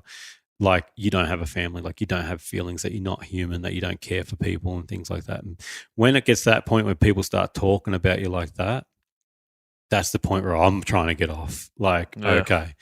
I get off this shit. Yeah. It ain't good. Yeah, no, and that's, again, a lot of people listening or, some people say these guys are just talking in circles around this thing, but it's really important when you get to your level, and everybody can recognize having 200,000 people follow you around is not normal. Yeah. Yeah. And so when you get to that new normal where that's your life, you got to reassess what's going on and reassess, like, how do I now have to change the way I function to make sure this works? Because this is not the way it used to be. Yeah. And I'm not trying to be a friggin' movie star or anything like that either. And that's why I keep saying I'm no different than anyone else. I make mistakes. I fuck up. I'm just a person, I still love and care about everything though. So, yeah, it's just weird. Because people do get it wrong. They think that you're in it for the wrong reasons. You said it before, sponsorship or audience or something like that. Like, no, I'm just trying to promote our pastime, what we do, and have a good life doing it. And hopefully the people around me have a good life as well. Yeah, that's all you really need to do. Yeah. Well, we're going to take some questions. A lot of people are just saying thanks for doing what you do. I was reading a couple while we were talking. I appreciate it. There's a guy, Jason Holiday, 545. He says, I don't have a question. Just want to say thank you for sharing all your adventures. Very inspiring for guys like me who dream about doing a hunt like that in British Columbia. Keep up all your hard work. Much appreciated. Yeah, you don't have to do British Columbia. British Columbia is magnificent. It is friggin' beautiful. But if you're a foreigner like myself, you need a guide or an outfit. And so we're talking about a money hunt, it's a big dollars hunt to go and do that. And it is worth it if you have the money spare, 100%. It's completely worth it. And when you see the friggin' nightmare, which is like getting in there and getting out and having all those horses and camps, you can see why it costs that much. Because I think people just think they charge dollars and like for the animal. So I went with Dustin Row, which is backcountry BC and beyond. Yeah, and people must think like Dustin's cashed up, but you're in there, taking a private and there's jet. like 20 horses that you didn't have to feed or get in there or raise or purchase. Fuel alone. Camps, fuel, float plane.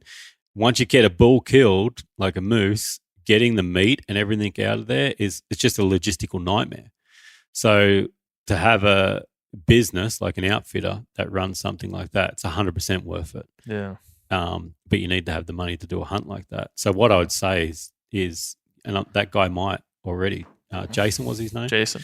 That there's so much good public land that you can go in for nearly $0 into the backcountry and feel exactly how I felt in the back of BC. That if you don't have the money to do like a backcountry BC hunt or something like that, then just get into some remote public land. Well, here's B Shook 5, best Australian accent, Jordan Harbison, Cam Hanes, or Ben O'Brien. Let me hear yours. Good day, mate. No, is that pretty good? That's pretty good. Yeah. Well, there's a video out there of me doing that drunk as a fucking skunk. That was good. That was good. Your kids were like, "You're famous in our family. You're the drunk one. Yeah. The funny drunk one." Yeah. Like, oh, God. I'm glad we cut him short on the podcast. Yeah. Oh man, Noah especially. He's full on. That's the shit. Well, we could go through a bunch more questions. We'll look at one more here. We'll find one more good one before we go. Let's see. A lot of people just can't wait. It's very exciting. All right. A lot of Rogan questions. Best Rogan hunting story. When's Rogan coming to us? But let's just stick on best Rogan hunting story. Best Rogan hunting story. Shit. I don't know. I prefer the one, how do we get him to Australia? That's like a lot of questions. What do we do to get him to Australia? I don't know, because I've tried all You've sorts tried of everything shit. you can. I know America's heaps more dangerous than Australia. That's right. Yeah, and he's like carrying on like Australia's so dangerous. And then when I think I nearly got killed 5 times in the first week when I was going to come to America. And then I think we've seen 17 snakes by week 2. And I've seen 2 snakes this whole year in Australia. See, maybe there's some kind of data and analytics that we can gather.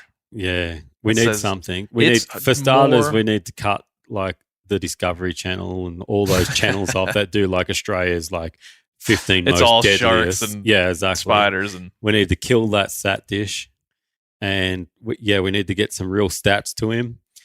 I would venture a guess that it is more dangerous to drive on the freeway in Los Angeles than it is to go 100%. hunting with Adam Greentree in Australia. That's just a 100%. guess. I venture that that's probably true. It's 100%. It's like I said, like the whole time in the backcountry of Montana, the whole way, you're cautious of bears. Like you're just preparing yourself, if a bear comes. And I'm telling Kim, this is how you use the bear spray. If a bear grabs me, this is what you need to do with the gun. And I've been showing her how to load the gun and everything like that. And, food storage around camp and just constantly going over it. In Australia, like if you go up to the Northern Territory, the only time you're talking about crocodiles is when you go up to the water. That's the only time. You camp away from the water, no talk about crocodiles. You go to the water to get water, talk about crocodiles. That's it. There's the difference. Gosh. Well, I mean, we'll get him eventually. Yeah, I hope so. I'd like to be there for maybe it. a meat eater episode in Australia. Just Joe. A couple of series. Just Joe just in a tree the entire time, unwilling to come down. Yeah, I'm supposed to do a podcast with him this trip. And I was thinking about, we've got a pet snake now and a pet spider. And I was thinking about taking both of them to the studio. Yes. Releasing them in the studio. And then be like, how about Australia now, bitch? Be like, I'm leaving.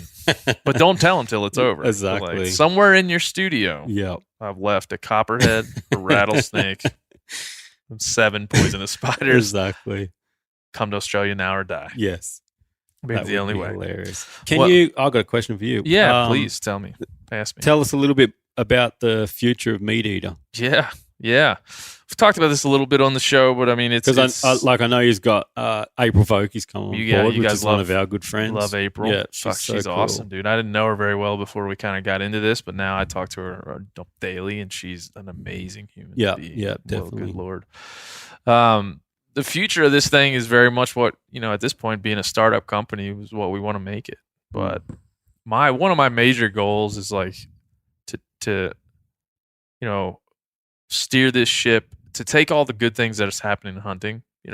For great examples, like how do we take the excitement around live hunting and Instagram stories and following someone on an adventure and amplify that for everybody?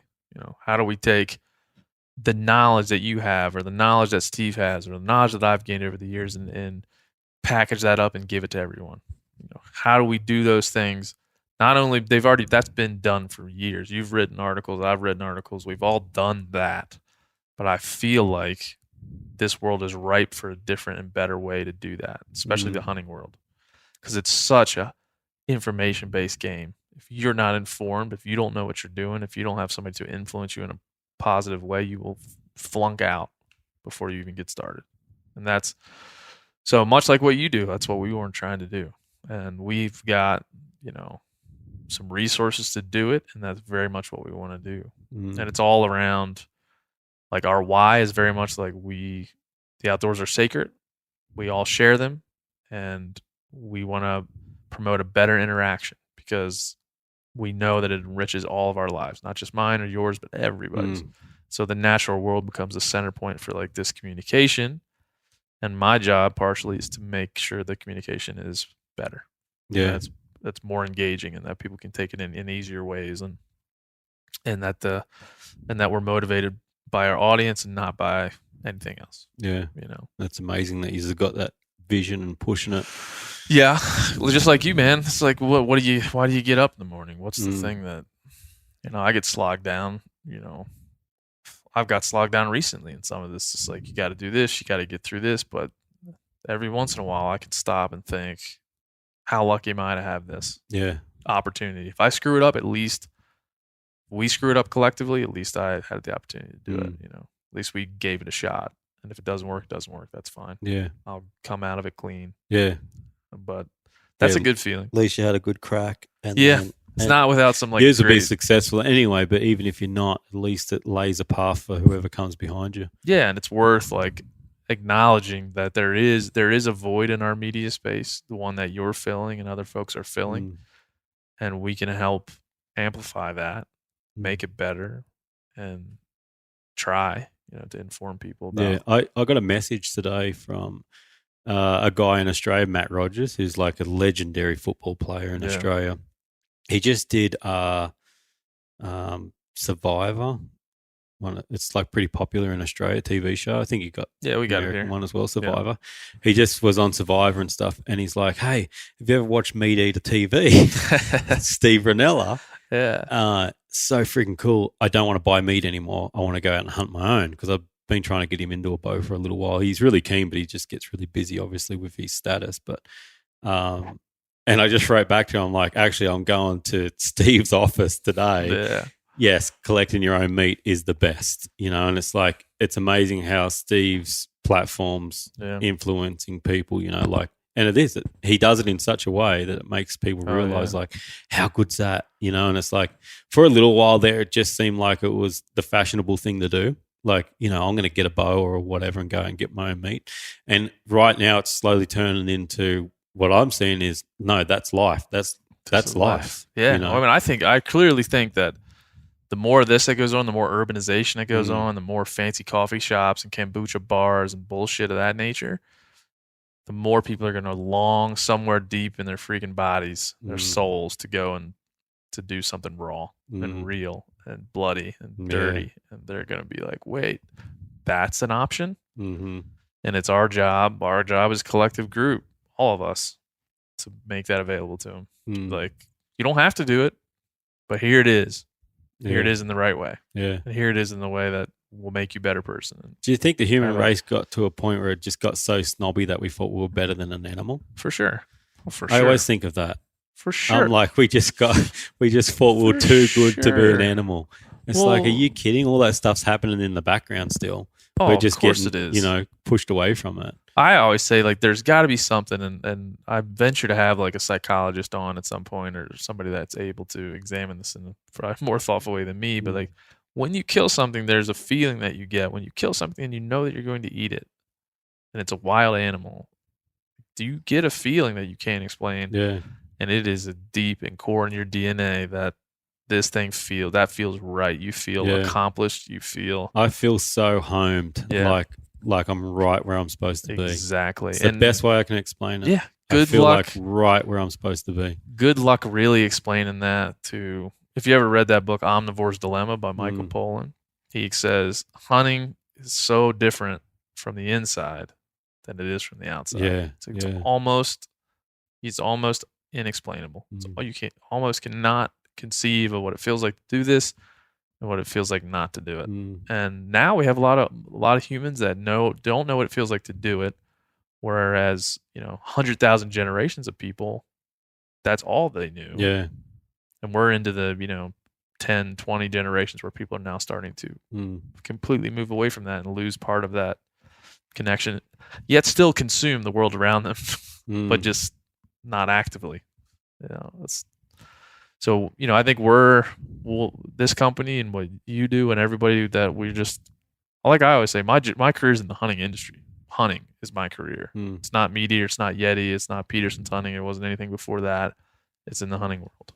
That's my career. That's what I care about. So, no matter what I'm doing, that's what I care about. Yeah. And that's, at the end of the day, I don't want anybody to be like, he was a great this or that. Be like, he was a great influence in the hunting community where he could do it. Yeah. Like, done. The big picture's hunting. That's it. Not no company or laboring or label or anything. I don't know if, my current bosses will like that. I don't know if my previous ones like that, but I said it out loud. I'll just keep saying it out loud. It's like, I'm dedicated to that thing, and that thing is more important than where I currently sit. And maybe that's, I think where I currently sit understands that.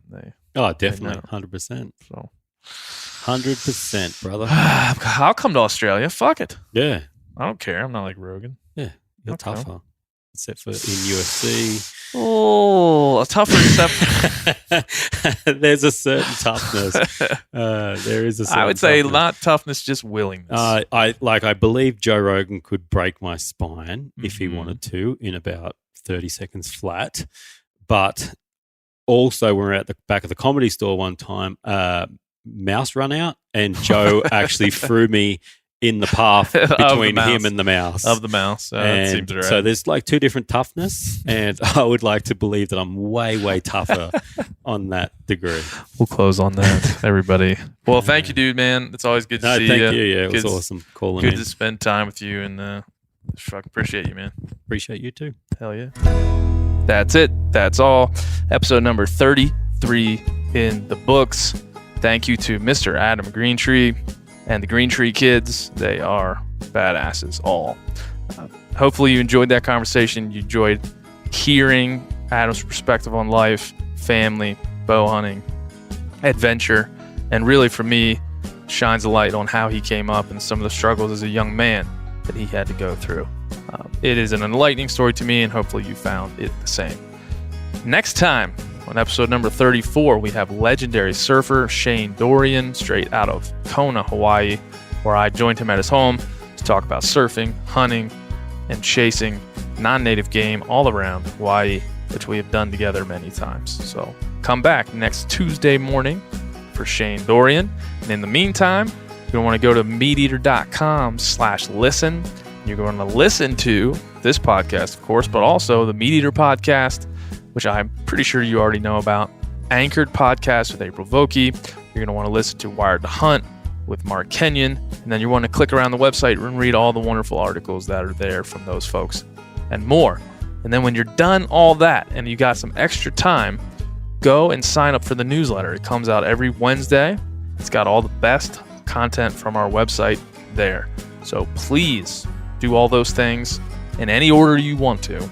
But we need you to go and click around meateater.com and celebrate our new company, Meat Eater Incorporated. So until next time, I'm Ben O'Brien, and I'll see you.